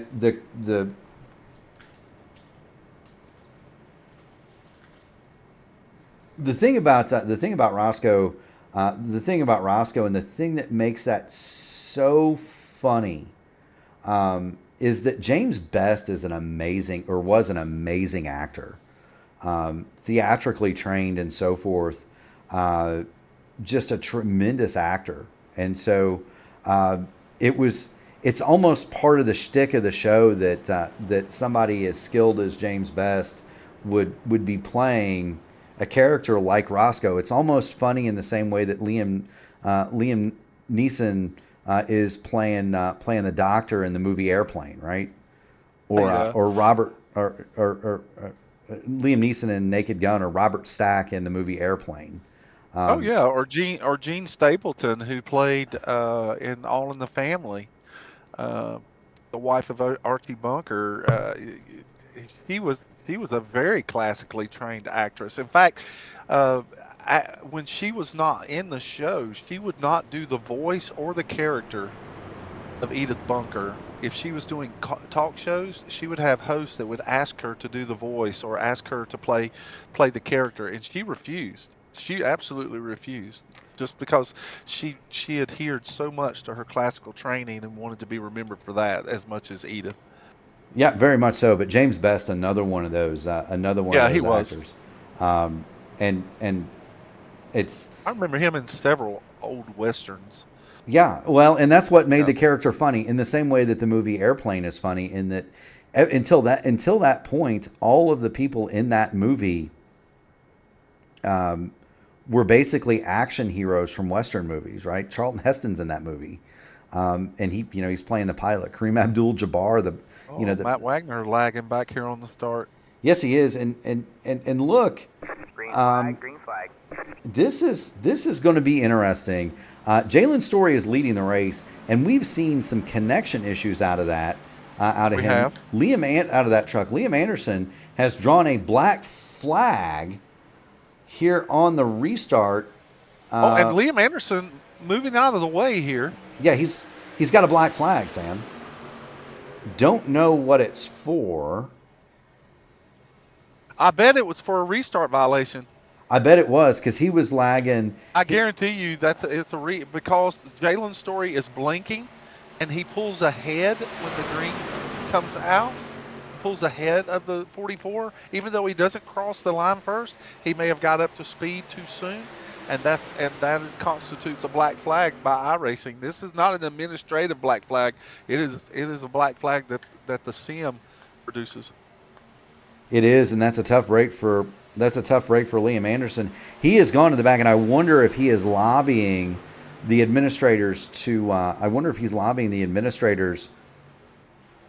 clear that. He has not said anything in server. No one has made any comment. But he's come to pit road, and Jalen Story. He's going to have to serve that. I don't know that that they would relinquish any forgiveness for that penalty. There you go. Jalen Story, he's served the drive-through, has Liam Anderson, and that's not as detrimental as one might think. Yes, he's going to wind up going a lap down. But Sam, we're not done. Now the field's all single file. Yeah, the field's all single file now. We're not done having cautions yet. No, we're not done. Ryan O'Donohue leads it, and he's got his buddy Matty Wagner behind him. Jalen Story is third, and that constitutes more of a buffer than you might think with that Jalen Story truck kind of blinking. You look and Logan Edwards and St. Louis Hayes, they are keeping their distance from that 44 machine. I'm sure Liam Anderson and Jalen will look back and see the 44 truck blinking, and that constitutes an abnormal lap. Sometimes he's blinking even now as we're speaking, and that constitutes an abnormal lap in the sim, and so that could have very well been the cause of what made Liam Anderson get that penalty. It could indeed. We are watching the field now, just kind of single file, everybody taking their time. All these drivers just want to kind of make it. Liam Anderson has served his penalty. He is 36 seconds back. It is a 51-second lap, and it's about, 4 seconds a lap? So if he doesn't get a caution in the next 3 or 4 laps, he is going to go a lap down in pretty short order. But even if he gets passed, he'll be the recipient of the lucky dog if there is a caution before the end of the race. I'm just questioning if these drivers are really on the precipice with their fuel mileage. I knew it was going to be close, but are they really close on their fuel mileage? Is that why we're seeing them in a single file type formation here, where these drivers are conserving fuel, much like what we saw last night in the Grand National Series? A lot of drivers, they wanted to race that last stage, but some of them were conserving. We found out that Lewis Hayes, who finished third in the event, he stayed in the back and drafted most of the last stage until about 15 to go, and then he mashed the loud pedal and almost won the race. So I wonder if we're seeing the same thing tonight, Mark. We very well could. Even the guys that stopped, if you said if you said 34 laps or 35 laps was that's a full fuel. Yeah, well, they restarted with, they came to pit lane with 34 laps to go.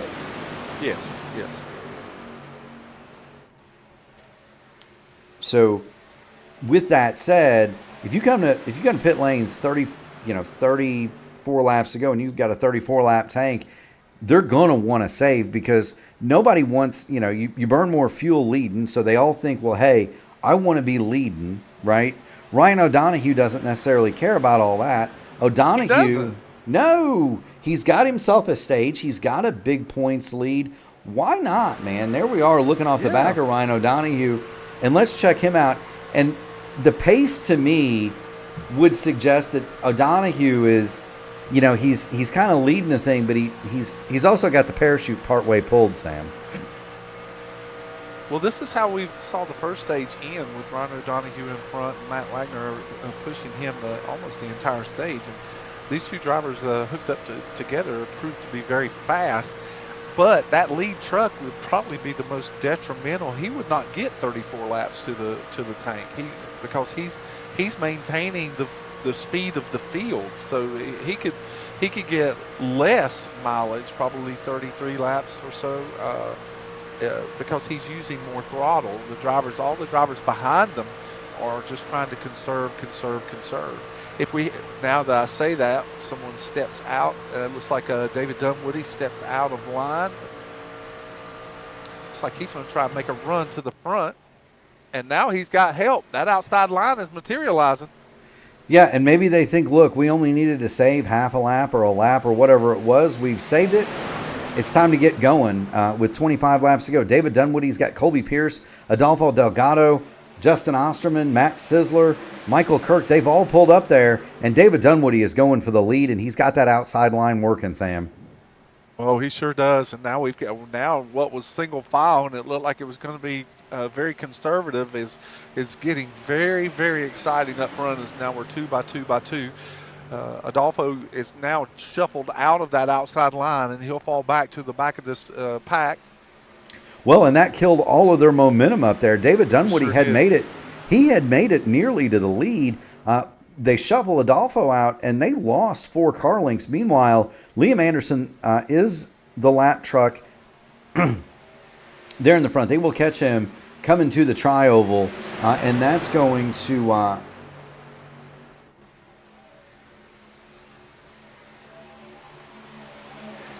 they're going to catch him. Hopefully, Liam would stay toward the top. Again, if I was Liam Anderson here, I would almost get to just want to go to the back and then try to stay as far away from this pack, Sam, as possible. Well, Liam is he has been so resourceful all year long. We've seen races where Liam Anderson's gone multiple laps down, stayed behind the wheels, kept his head in the race, and made up multiple laps and come back to have great finishes. So Liam has that capacity, and he'll be the first truck a lap down, and he will get the benefit of the lucky dogs should the caution come out. He'll latch himself onto this lead pack, and he should be safe and secure as long as he doesn't get any damage when the caution does come.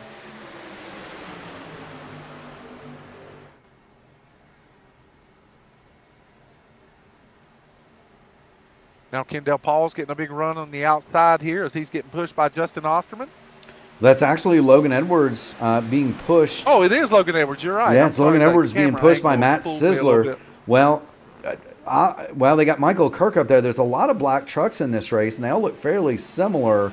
But you've got Sizzler pushing Logan Edwards. They're up top, and they've got help from Michael Kirk. Now, Michael Kirk was involved in that fracas with Donald Green. It's important to remember Michael Kirk is 4 laps down in this race, so he is not racing for position up there. And so, we kind of saw this yesterday, though, Sam.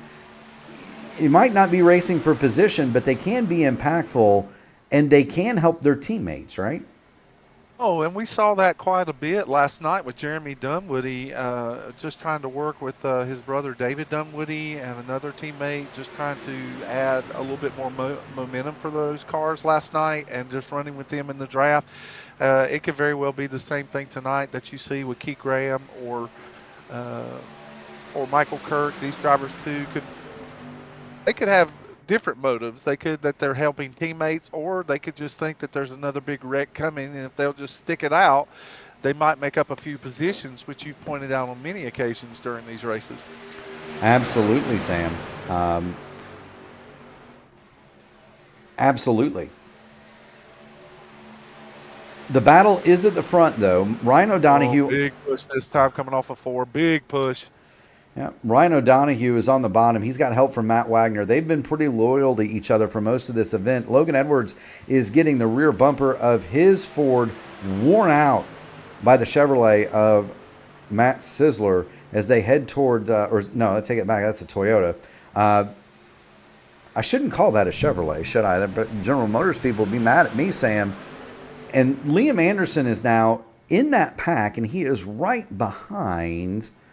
right behind Michael Kirk. So it's 2 lap trucks there. We'll see how this works out, Sam. And I really question if Liam Anderson has the fuel to finish this thing. That's true. He and Jalen Story stayed out. Right. So they don't have the benefit of having gas, and they won't have enough fuel to make it. They're going to have to stop. Jalen Story is credited with 5th spot at the moment, and I kind of get why Liam Anderson would want to be up there, because those 2 trucks are going to have to come to pit road together. Oh yeah, you don't want to come down pit lane alone, especially if the closing stages of this race come up and fuel mileage comes into play. If you have to pit, you want someone to at least help push you, or you push them. It certainly makes the truck faster. Now we see a little repeat of what we saw last night, but a little different order. We see that 28 truck of David Dunwoody and the 43 of Lewis Hayes. That duo boy, they pulled off quite the end of a race last night as Dunwoody pushed Lewis all the way to the last lap, and then on the backstretch made his move to win the event. Those two drivers working together are a good duo. Now here they are again working together, trying to stay behind this lead pack.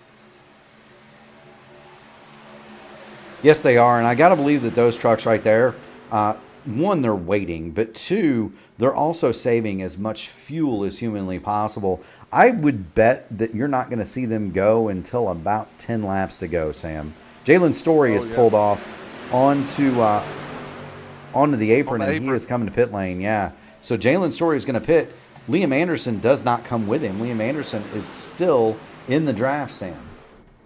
Liam's probably just begging for a caution to come out here, or if he thinks that he can get back up to the lead and earn that lap back the hard way, as he looks on the inside of Matt Wagner, and we're seeing a lot of shuffling going on at the front of this field now.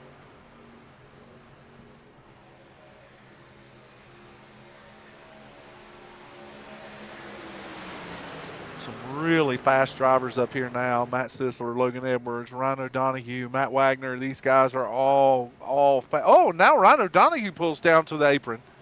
Yeah, I think Ryan O'Donoghue's decided that discretion might be the better part of valor. He's won a stage here tonight. Let's back off of this. Let's back out of this mess and just kind of wait this out. That will leave the top four plus Liam Anderson in command here. Keith Graham has gone to the lead. Matt Wagner is second. That's Liam Anderson third in line on the top. He is one lap down. Matt Sisler and Logan Edwards have dropped back to third and fourth spot. And the trucks are going to start lining up here. And I got to believe if Jalen Story was running short on fuel, Liam Anderson has to be about dry as well, Sam. You've really got these big question marks hanging over your head when it comes to some of these drivers' strategies. But Liam, this is not his first rodeo when it comes to super speedway racing, and so he knows what he wants to do, or at least try to achieve being a lap down, as he's holding on to this quintet up front. Oh, nope, he just called his pit stop this time by. There he goes. Liam Anderson is going to bring it to the pit lane. Big entry off the banking. That's not something that you... Such an unusual place to drop down. Yes, it is. And that's going to leave Logan Edwards, Matt Sisler, and Matt Wagner the reverse of your top three. Kendall Paul is now fourth. They've got the lap truck of Michael Kirk between them. And that is a line of Dark Horse Performance trucks plus say, hey, Lewis Hayes, that are getting ready to pounce here. Yeah. We're still a little early here. We're still a little early before drivers start to make big moves. About another 5 laps, you may see some drivers starting to get into a position where they're going to try and get to the front. Some may want to go earlier, but because there are so many team trucks that are still working together, I think that you'll see it with about 10 to go, they'll start making those moves. The 91 jump out here of Adolfo Delgado. He jumps out. Now, I don't know that he has any teammates here, but he has proved to have a fast truck all night. He has led this event on a couple of occasions. He doesn't. Now, other trucks that don't have teammates involved, Keith Graham, Ryan O'Donoghue, say, hey, Lewis Hayes, they are also Lone Rangers. Matt Sisler is in that bucket as well. Here's the thing, though, Sam. Look at that run by himself. Delgado was all by himself and getting that run on the top side. Look how much ground he's making up by himself on the side draft. Well, I think, Sam, that for Adolfo, they're conserving fuel, and he's wide open. And he's basically, by virtue of doing that, dragging that second group back up to the front. And now Adolfo is going to have some help. Matt Sisler is going to pull out, and Adolfo is going to get to the back of the 3 Birdies Toyota, and they're going to go to the front here. Keith Graham leads it. He's got Wags on the bottom, then Logan Edwards, and here comes Sisler and Delgado. Oh, and they're clear. They're clear of the leaders here. The 09 truck is not on the lead lap. Yes, Delgado's not satisfied just riding behind the 3 Birdies machine. He goes to the bottom. Yes, he does, and that's going to leave Sizzler in the lead. Wagner has switched lanes. He's gone to the top. Wags is going to start wearing out the back of the 35 truck, and we'll see how that works. So Delgado and Sizzler went to the front. Delgado switched lanes, and he might have picked wrong. Wagner is now clear of Delgado, as is Sizzler's. They're going to drop to the bottom. That'll leave Logan Edwards uncovered, but he's going to have help from Justin Osterman and David Dunwoody. The lap truck of Liam Anderson is going to stay high. This will put him 2 laps down. He is coming off of pit lane from making his stop.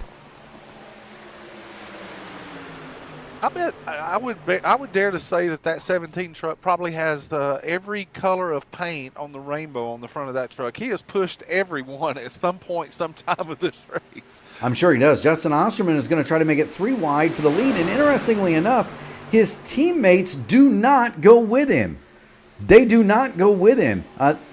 David Dunwoody, Kendall Paul, Michael Kirk, Colby Pierce, they all stayed in the middle or backed out of that run. That's very surprising because Osterman is a playoff contender as well as Kendall Paul and Dunwoody.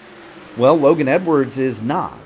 Neither is Sizzler. Neither is Matt Wagner or Adolfo Delgado, for that matter. David Dunwoody is the only playoff truck inside the top 5 here, Sam. Oh, I see. You know, and here's the thing, Logan Edwards. Keith Graham is now calling his pit. He's going to be getting off the racetrack and getting out of the way of the leaders here. Yes, he is. Jalen Story, Liam Anderson, both those drivers actually took very odd places to get off the racetrack. The ideal place is once you're coming off of 4 and get the truck straight, that's when you want to come off, just like Keith Graham's doing right here. That's a great job of Keith Graham getting off the racetrack. You go as hard as you can and then break in a straight line is essentially, how you do it. We're watching the lead now. I believe we are clear of lap trucks. Yes. Other than Michael Kirk in the 54, he is laps down. Keith Graham, black flag, speeding too fast on entry. Oh, wow. He couldn't get it slowed down fast enough. He couldn't. Now, here's the thing. You know, we mentioned guys with teammates, guys without. Logan Edwards does not have a teammate, but what he does have in this race is the highest I rating. And so that is a currency. That is a currency, Sam, sometimes more valuable than having a teammate. Guys will want to find Logan Edwards. It does denote a certain level of skill in the sim, that's for sure. Yeah, 44.28 is the I rating for Logan Edwards. Most of the guys around him, Sizzler 36.03, Matty Wagner 34.65, David Dunwoody 26.35, Delgado 29.39, Kendall Paul 30.65. A lot of those guys, so if you're looking at that, and these guys know that in the rate, you know that in the truck from both the entry list, and it if you've got race labs or here we go with similar. A big run on the outside. They're going to leave Logan Edwards out to dry here in the middle. Yeah, they are. All those Dark Horse Performance trucks lined up on the top. That is 5 team trucks. They are all on the top. Now, Liam Anderson, he'll jump out and give some help to Logan Edwards, but Edwards is going to put himself on the bottom behind Say Hey Lewis Hayes. So it's more or less the independents on the bottom and the Dark Horse trucks on the top. And Liam Anderson is the... We're in that 10-lap window now. You're going to start seeing action picking up.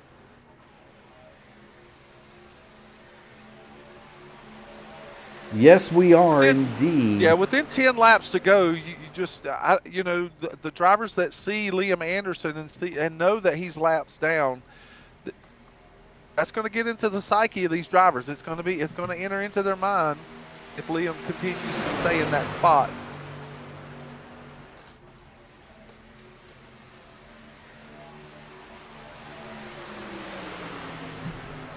Delgado's trying to take advantage of that big run of those team drivers working on the outside. Dunwoody's been a great pusher all night long, but so has Matt Wagner. Matt Wagner has pushed so many trucks, and I'm sure that he would like to see whoever he has in front of him, if he can push them at least to a point where he's clear, then he'd like to make a race for the lead coming down to the stretch on the final lap. Yeah, and look, here's the other thing. Matty Wagner, say hey, Lewis Hayes, they've raced together a long time. We were talking about iRatings. Mike Rigney mentioned that he's never seen an iRacing point win a race, and that may be true. There are two different types, and I was about to say that, about to make that point about like David Dunwoody and Kendall Paul. There are guys that race mostly in leagues, and so they're iRating. I'm one of those drivers.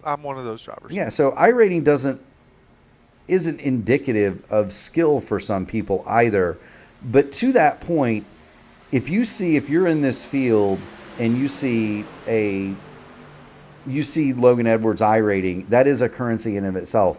And having raced this series, when I would show up, mine is somewhere around 6,000.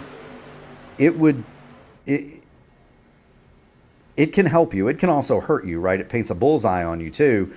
Meanwhile, David Dunwoody is now going to pull. There they go again. Yeah, they're going to go again. They're going to drop. Delgado to the middle. Dunwoody is going for the lead, and he's got the help of all of his teammates on the top. Ryan O'Donoghue, I don't think, can figure out where he wants to go, other than he wants to avoid the wreck here, Sam. Well, he wants the Red Sea to apart if he wants to have any chance at winning, unless he gets up here and mixes it up with the leaders. And now we're within 5 laps to go to the finish of this race, and now we're 2 by 2 by 2, 5 rows deep, and now we still have a truck on the outside. Delgado, I believe that's Delgado, still on the outside, and Dunwoody is trying to get the double, but Matt Fitzler, who was very disappointed in his finish last night, has got a stranglehold on that bottom line. Yes, he is. Matt Wagner, say hey, Lewis Hayes. They are all staying pretty loyal to that number 35 3 birdies machine, but here comes the Dark Horse Performance Squad on the top, led by David Dunwoody, last night's winner. Points, second place in points, Kendall Paul.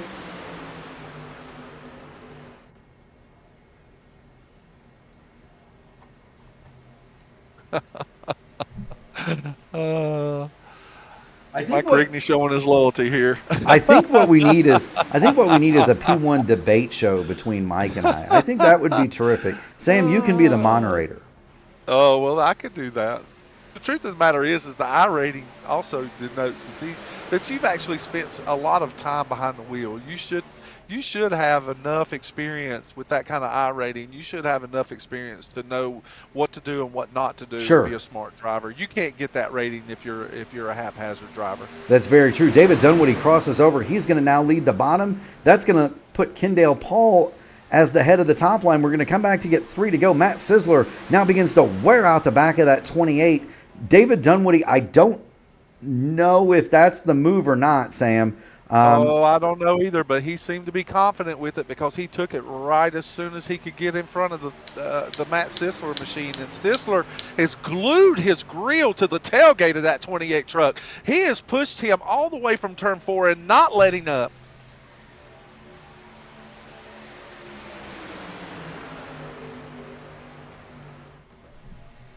Michael Kirk is there pushing Kendall Paul, and now Matt Wagner can't decide which line he wants to help. And now we have a big run to the top side. Now we're gonna go 3 wide, and this is where it starts to get hairy. That's Mr. Excitement. He's got Adolfo Delgado pushing him along with Ryan O'Donoghue. Oh, so close to the wall. And now they're going to leave that middle line out. What a run on the outside by Osterman. Mr. Excitement is living up to the name. Delgado over the wall. Well, I thought Delgado was going to try their 4 wide, Sam. They're 4 wide headed for turn 1. Get your camera ready. Michael Kirk gets down on Liam Anderson. Can they save it? Yes, they do. There's no caution. No caution. Yes, they do indeed. Ryan O'Donoghue made it through that, so the seas parted for him 1 time. David Dunwoody leads it. We've got about 4 miles left to decide it, Sam. Dunwoody on the backstretch with help from Sizzler. Osterman rallying to the top with Kendall Paul. O'Donoghue with big momentum coming down the backstretch. Yes, he does, and I think the key to this could be Lewis Hayes. And as we come to get the white, say hey, Lewis Hayes and Logan Edwards. What are they going to do? Look at that energy from Ryan O'Donoghue's truck. Yeah, what are they going to do if O'Donoghue pulls out and makes it 3 wide? Now the gang starts to form at the top. Osterman to the lead. Oh, they just left those 2 trucks on the bottom, and now the bottom line, which is very unusual, it's not organized. Here comes Logan Edwards. He's going to help those 2 drivers on the bottom. Yes, he is. Kendall Paul is locked to the rear bumper of Justin Osterman. Delgado hard in the wall coming off of turn number 2. They fan out Ryan 4 wide. O'Donoghue! O'Donoghue, and he's got Matt Wagner. They found each other at the end. Can Wagner get clear of Dunwoody? He cannot. Well, now O'Donoghue is going to pull down in front of David Dunwoody, and Dunwoody is in the same spot as he was last night, Sam. Oh, here we go down the stretch. Oh, no, Dunwoody is around. Wagner gets into the back of him. They're crashing on the back stretch. Everybody is going to crash except the front 3 and say, hey, Lewis Hayes. Ryan O'Donoghue will come to the line to win the race. Matt Wagner is second. Matt Wagner. Kendall Paul is going to be third. And Sam, say, hey, Lewis Hayes had the best seat in the house. He is going to run I think for he almost anticipated it. Well, he's got some damage, that 43. The left front is no longer there, but he made it. Oh my heavens! So let's go back and have a look at how this mess unfolded, Sam. Because I think Dunwoody got a big run on O'Donoghue coming down the out of 4. He goes outside, and I think maybe Wagner thought maybe he was going to fall in behind Dunwoody, and there was just not enough clearance there, and he gets into the left rear of Dunwoody, and that sends Dunwoody across the racetrack in front of Sisler, and Wagner goes up the racetrack and collects Edwards and several others. Wow. Well, they're bouncing off each other going into turn 3. Wagner almost was clear of Dunwoody. Not quite. Wags gets a shot, and I mean a shot, from the 49 of Logan Edwards. So he's got all the energy. Dunwoody goes up to throw the block. Wags goes for the middle, and those 2 trucks come together. Meanwhile, Matt Sisler gets hit, as does Logan Edwards. They all get turned toward the top. Osterman hard in the fence, Sisler hard in the fence. They keep trucking toward the finish line.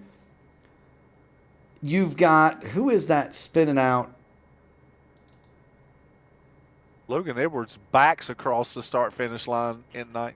Well, Adolfo Delgado and David Dunwoody both got black flags.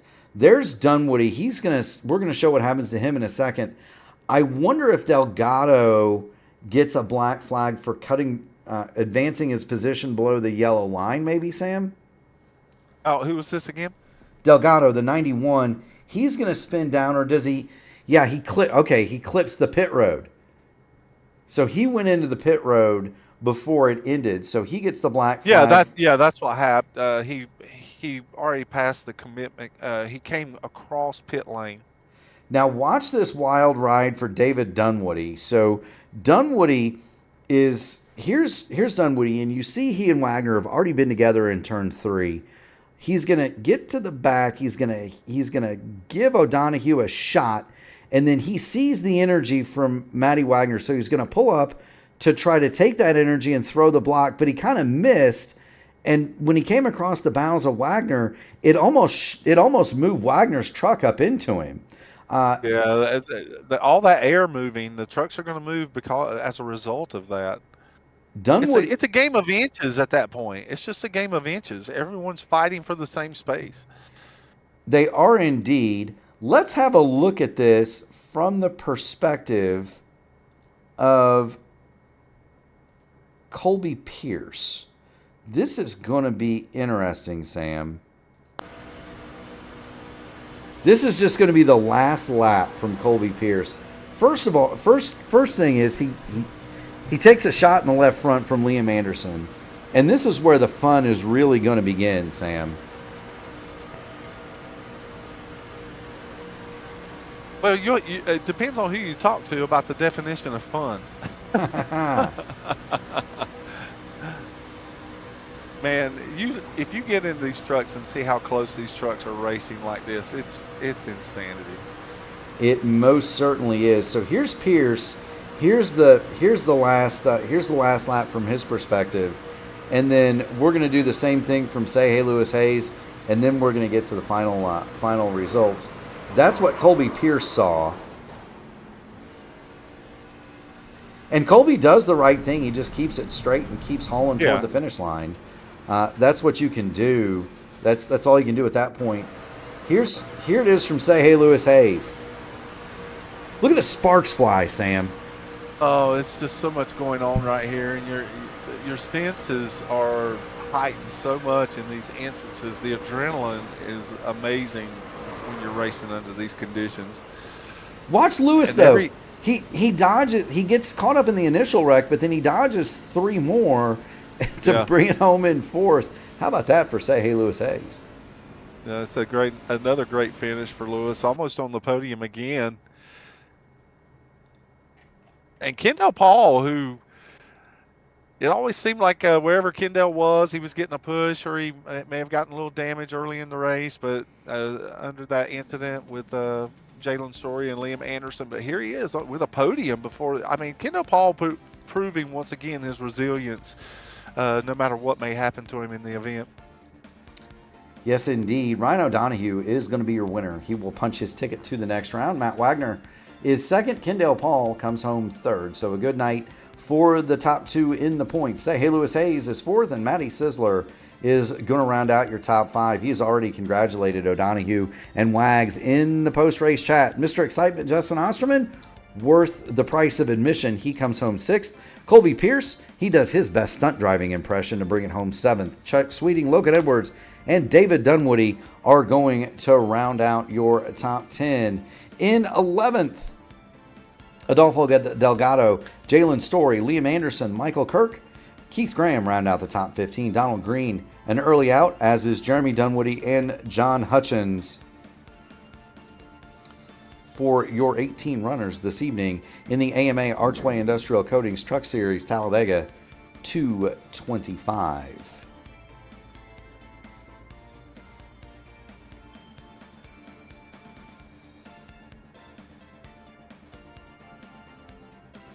I got to catch my breath, Sam. They didn't disappoint, and by all practical purposes, this race was exactly what you want to see. I mean, the majority of the cautions were actually based on stage breaks, so these drivers did a great job tonight. They most certainly did. Speaking of great jobs, we've got Kendall Paul, who is your 3rd place finisher in the P1 broadcasting booth. Kendall, you've got Murphy, you've got Sam Crow. You get a copy? I got you guys. Whew. Can we include Maylocks in next year's broadcasting contract? Tums. I'd like to see a Tums Rolaids. I mean, we can try. I mean, I don't know. Let's give them a call. It's not convincing enough. I don't know what. Yeah. I don't know what it's not convincing enough for a sponsorship like that. If after this finish, I'm blown away that I'm up here. So walk us through that finish. Tell us what you saw. And how you wound up going from the lead to 5th or 6th to 3rd there, all within about 5 miles. Yeah, all in about 5 miles. Yeah, we just kept getting shuffled, and runs were coming just random different directions, and I think we were 4 wide there at one point, probably even 5 wide. And I going through 3 on the final lap, coming to the checkered, I thought it was for sure done. We were going to end up on our roof through 3 and 4. Somehow we make it through 3 and 4, 5 wide. I don't know how much we went. I just went back and counted. I was 8th coming out of turn 4, and in a matter of probably 300-400 yards, we somehow get to 3rd. Well, Kendall, it's just one of those kind of nights where you're just trying to make good decisions and survive all the chaos, but one of the most unlikely things that could possibly happen to a driver actually happened to you tonight under caution. Yeah, I don't know. You want to walk us through that? I haven't even watched the replay. All I know is I saw the 18 spinning in my lap, and then I saw the whole front end come up, and I thought our night was over there at that point, and we were going to have a tall task to do at Martinsville. I just went into these races, even tonight was just to get more margin on the cut line, and I believe we did just that in stage 1, and I thought we had a good start, and then that all happened, and had no idea. Like I said, I haven't even looked at the replay yet. Yeah, I I don't know what to say about that. That was Did it have an crazy. effect on the truck for the rest of the race, or did you feel I like after repairs it was still as raceable as it was at the beginning? I had a minute of repairs, and as soon as it got done repairs, it was fine. My biggest nerve was going from the back to the front. Um, but then we found some maculous run there in stage 2 and got it back up there into stage point range, and um, yeah, and it didn't, no real big effect on the car, the truck, luckily. Well, apparently not, especially if you can survive what we saw there on the last lap. Congratulations on another great finish, Kendo. Thank you, Sam. Yes, sir. Kendall Paul, you do pad the advantage in the points. Of course, the Chad and Chad show were not here tonight, and you run the best of the rest. Ryan O'Donoghue's already won a race in this round, so you pretty much punch your ticket to Phoenix. With those things said, and Martinsville next, it's got to be a relief to know that you've got that pad. With those things said. You finish on the podium, my man. You get the mic. Friends, family, sponsors, shout outs. The floor is yours. Hey, somehow I got this mic somehow, some way. But yeah, she's comment that we got a 35-point lead going to Martinsville for the points buffer, so it takes a massive relief, a massive weight off the shoulders going into Martinsville, especially how crazy that it is. We basically just got to start that race and score good points. But first and foremost, I got to thank Archway Industrial Coatings. So they are the guys that make this thing possible, and can't thank them enough. And got to thank Sean Mott and Jason Southern. Those two guys, they also would do a lot for us as well. If it wasn't for that company and those two guys, this league would not be where it is currently. So I got to thank them a lot. Got to thank all the other sponsors of the league: Black Knight Studios, Archway, Admin Box, Trak Race, Rogue Energy, all those guys that put some sort of thing into the league and make this thing as good as we're getting it. We're improving every race, and I think we're getting to where we want to be here soon as a league. I'm really happy with the progress with the league. So I got to thank all the sponsors and everybody that supported AMA throughout. So got to thank them too. Got to thank you guys up here in the booth. You guys put on a good broadcast, great broadcast for us. It makes this racing a lot better when you have a good broadcast. So I got to thank you guys so much, and got to thank everybody at the team and everything. It's a shame what happened there. I haven't even watched the replay. All I saw was a whole bunch of race cars being junked, and I saw a hole and went to the left. So I'll have to look back at that. It's a shame for them, but they got good enough point buffers now too as well, with stages and that sort of stuff. So got to thank all of them, and got to thank the family, friends who are watching at home, and we're going to Martinsville with a lot of relief, and hopefully we can get ready for Phoenix. Absolutely. Well, we wish you the best of luck, Kendo. Absolutely, my Thanks, man. I tell you what, it's nice to get to Martinsville and not have to worry about it. So I know that feeling. It's a nice one. So enjoy it. Keep going fast and having fun, buddy. We'll see you next week. Maybe you two. You guys have a good weekend. Will do. That is Kendall Paul. For tonight's second place runner, we're gonna bring in Matty Wags. Wagner, you've got Murph, you've got Sam Crow in the P1 broadcasting booth. Last time I saw you were holding a microphone next to Tony Kanaan. Now you're on the other side. Now you're holding a steering wheel and talking to me in the booth. Talk to us about we'll ask you the same question. I'm going to ask everybody the same question. Walk us through that wild last final 5.5 miles. Talk to us about what you saw and how you wound up where you did. Well, it was quite hairy the way I did. The bottom line was absolutely going nowhere. I noticed the three cars that were up the very top. I saw Osterman, I saw Kendall, and I saw your eventual race winner, Ryan. Then I decided to, because I was pushing Ryan pretty much 70% of the race, and just hanging out and just trying to maintain the lead for us. And then hopefully he would see me and he would know what to do and hopefully make a move, and I would stay to his rear bumper, and I would not leave it. That was my plan, just to push whoever's in front of me to the win. Like I said, if you try to leave somebody outside the draft, you're going to lose more spots. I'm not going to take that risk. So I'd rather have a good finishing position and then other than losing a bunch. But that last caution there, I was totally out of throttle. I was watching David. He went just a little bit too high. I was totally out of it, and we just made contact with his left rear. So that was totally unintentional, nothing egregious.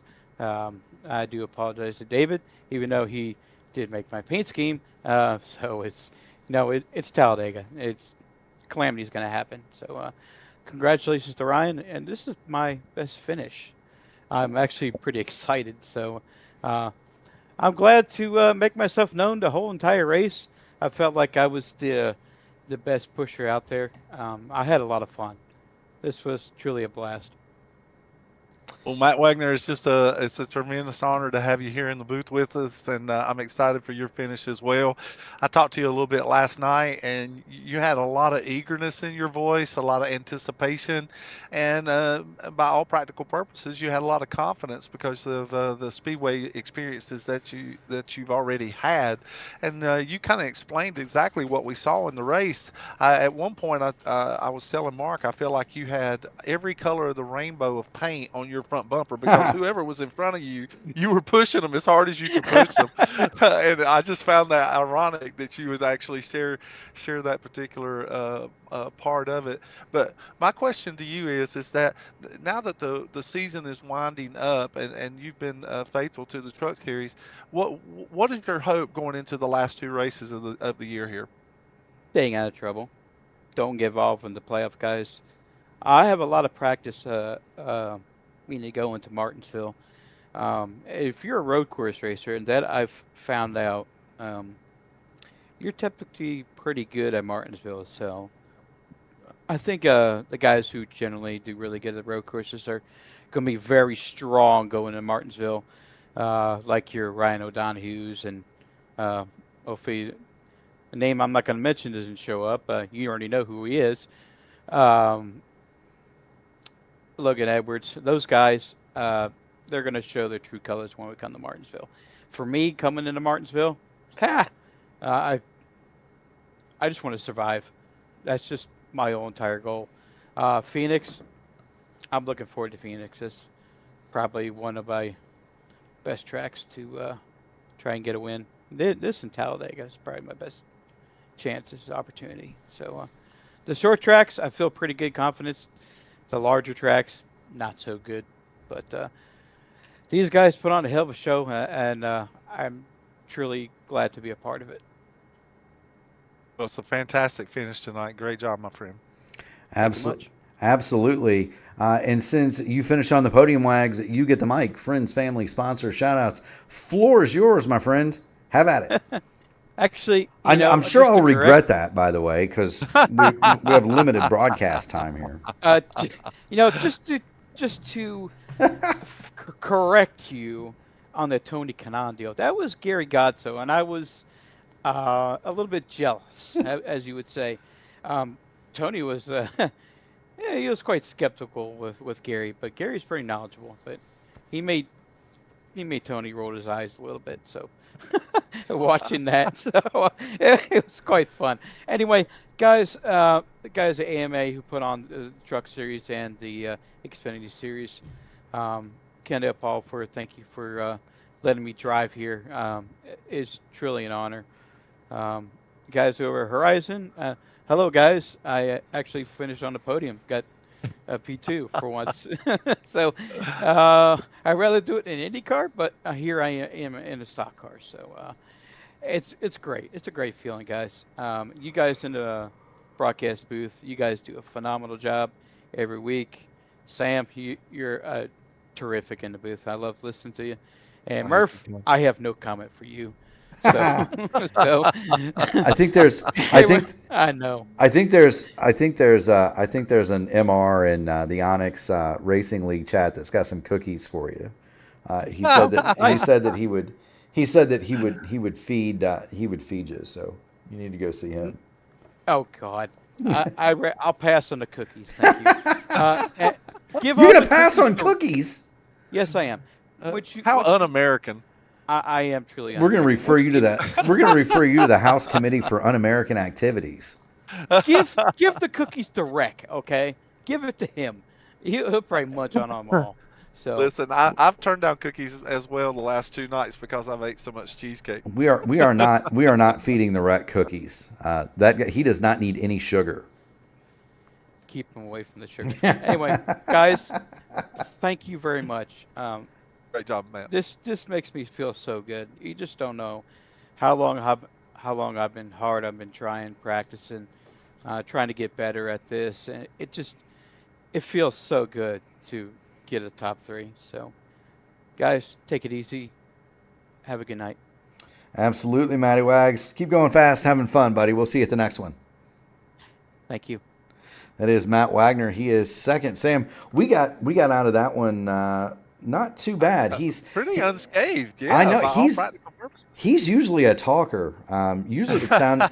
Usually the longest interviews on P1 are between me, Matty Wags, and Kyle Clinworth tends to talk a lot. But I got you. Be that as it may, here's another guy who's going to be super happy, and that's the number 14 driver of Ryan O'Donohue. Ryan, you've got Murph, you've got Sam in the P1 broadcasting booth. It was a drought for you at the beginning of the event. However, or at the beginning of the season, but now you've won 2 in a row. Last week you picked up the dub, punched your ticket to the final round in Phoenix, and you backed that up with a win tonight. Closing strong, my man. Yeah, things are clicking in this truck right now. I didn't think we had a chance at that one, honestly. We're working with Wags there really good. He was a great pusher all night. Whenever he wasn't behind me, I really wasn't comfortable up there, to be honest, and I bailed out.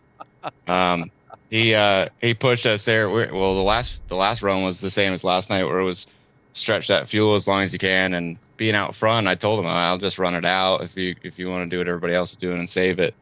As soon as we lost the lead to Logan, I peeled out, saved that lap, and then I was just kind of looking for a way back, and it wasn't there. You know, we didn't need anything tonight, being that we won last week, but we found a hole, and that was pretty wild there on that last lap. And he gave us one more push, and we got it. So that was a lot of fun tonight. Well, Ryan, there's probably no bigger fan in the AMA of the 14 truck than me. I've been so impressed with you all season long, and your resilience and your ability to stick it out, even though things didn't turn out every race the way that you may have expected it. Your persistence has proven of a champion status. So I'm really happy to see you win tonight. But I'm going to ask you the same thing that I asked Matt Wagner. Matt Wagner, of course, is not in the playoffs, but he had a great run. He was very happy with his podium. But now here you are, as Mark was alluding to just a moment ago, here you are with all of this momentum. And you've got now, as you said, everything is clicking. How do you translate that going into the last 2 races of the season, knowing that you've secured your championship run at Phoenix, and that Martinsville can be equally as much of a wild card opportunity as this race was? I think really just don't let up, right? And I almost did that. I didn't quite do it last night, but I ran it safe, and it was way too safe. I gave up the stage points, and still got taken out in the last lap, you know. But turned the card over tonight, and I could have just done the same thing, but I ran a pole, I ran up front, and just didn't let up. I know you can't let things like last night's race affect you, especially into a different series where we got a whole nother deal here going on. Just keep it up, right? Just run Martinsville the same way we always run Martinsville, and I think we're strong there. I think we can put on a good race there in both series. Take it Phoenix and do the same thing. Just don't let up. Run hard. Run like we always do. It's bit us sometimes, but it's for a championship now, so we'll do what we got to do.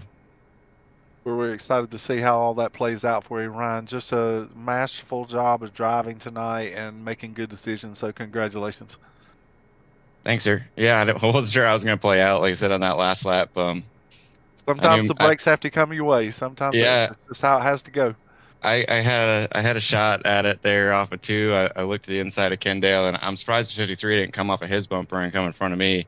But I looked up in the mirror one more time, and I saw the 17 behind me, and it was game on. So, yeah, congratulations to Matt for that podium. I know he's happy about it. We worked well together all night. That was a lot of fun. And, yeah, we'll just continue on here marching towards Phoenix. That's the end goal, right? Is taking the dub in Phoenix, and so we look forward to watching you, Ryan. Always a great competitor. You did what I usually don't do here, which is you kept all 4 wheels on the ground. They didn't leave the ground, and when that happens, you have a good result, buddy. And because you had that good result, you get the mic. Friends, family, sponsors, shout outs. The floor is yours, my friend.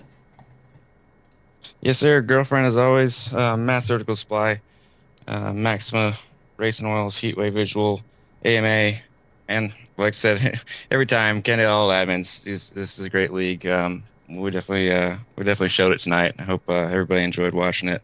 All their sponsors: Archway Industrial Coatings, Black Magic Studios, Trak Racer, Rogue Energy, Admin Box, Mark, Sam up in the booth. P1 Broadcasting is really the place to show this type of racing, and I hope everybody enjoyed watching.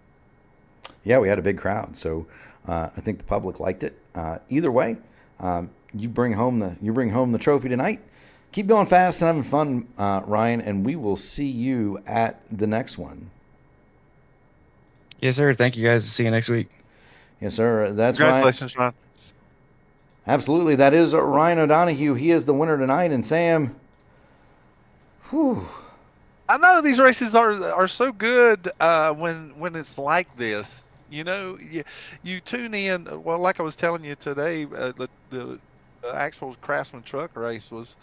I think at one point even the announcers were saying we have yet to have a run further than 8 laps, and so without some kind of shenanigans or chaos or wrecks going on, and when you're watching pace laps at a super speedway, it is painstaking. But these guys really put on a good show tonight.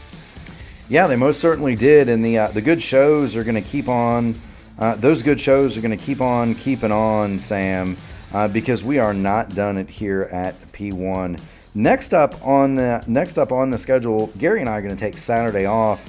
Sunday night, it's going to be the Votive IndyCar Series. They're going to be live from the Milwaukee Mile, Sam, in the penultimate race of their season. I am going on vacation. So I'm taking the wonderful Miss Natalie. She gets her reward. This next week we're gonna go to Disney World. We're gonna go without the kids. Oh my! So that's the plan for us. Jacob Collins is gonna bring you the IndyCar series, the IndyCar Open Series Monday Night Top Split from the Red Bull Ring, and that's gonna happen at 8. That is the present of the top flight of IndyCar racing on iRacing. The Onyx Open Wheel Lotus 79 season from Laguna Seca. They're going to go off at 9:05 with Gary Godso and Luis Gonzalez Nunez, 9:05. And then Jacob will be back for the Indy Next Road Series Monday Night Top Split from the Red Bull Ring. So you've got present, then we're going to have a blast from the past, and then we're going to look toward the future all Monday night here on P1. Tuesday, the IndyCar Oval Series Tuesday Night Top Split. That happens from Indianapolis, and that's going to be a big one, Sam. I anticipate north of a 5,500 SOF for that race. Wow, that's a considerable I rating there. That's gonna be a fun. That's nearly a pro level race, and I think they'll have it Tuesday night at Indianapolis, 8:15, immediately followed by the Indy Next Series Oval Series Tuesday night top split live from Nashville. That's going to happen at 9:30. Wednesday, it's the Formula Indy Series from Homestead. They're going to go to an oval, Sam, an oval for FIS, and they're doing 3 of those this year. Normally they only do 1, so they're going to race at Homestead 8:20 p.m. on Thursday night. It's the Indy next series is back, they're going to go from the they're going to have the second race of the Thrustmaster qualifying series for the IndyCar Road to Pro. That's going to have, we're going to have the second split live on P1. That's going to be at 8 o'clock. And that's going to be joined on Thursday night by the Blackmagic Studios Grand National Series from Martinsville at 8:20. October the 23rd, Sam and I are going to be back. It's the final race for the round of 8. Just 2 races remaining in the AMA Blackmagic Studios Grand National Series. And then Sam and I will be back Friday for the AMA Archway Industrial Coatings Truck Series, also from Martinsville. And that is going to be live, Sam, at 8:20 next Friday night. For Sam Crow, I am Mark Murphy, our founder Gary Godso, and everybody at the P1 Broadcasting Network. We want to thank the drivers, the competitors, the fans for making this a great night, but we also want to thank the people who really make it possible. The military, the police, the firemen, the EMTs driving the ambulances, and the nurses that unload you at the hospital when you get there, Sam. We appreciate them so much. We most certainly do appreciate everything you do for all of us. Brother, another good one. It's your turn to bring the. You've got Disney World coming up. I do. It's time for. I think it's your turn to bring the Rolaids next week, brother, and the cookies. No, I'm bringing cookies. You're bringing. I'll bring the cheesecake and the coffee. We'll see y'all next week, everybody. Good night, everybody.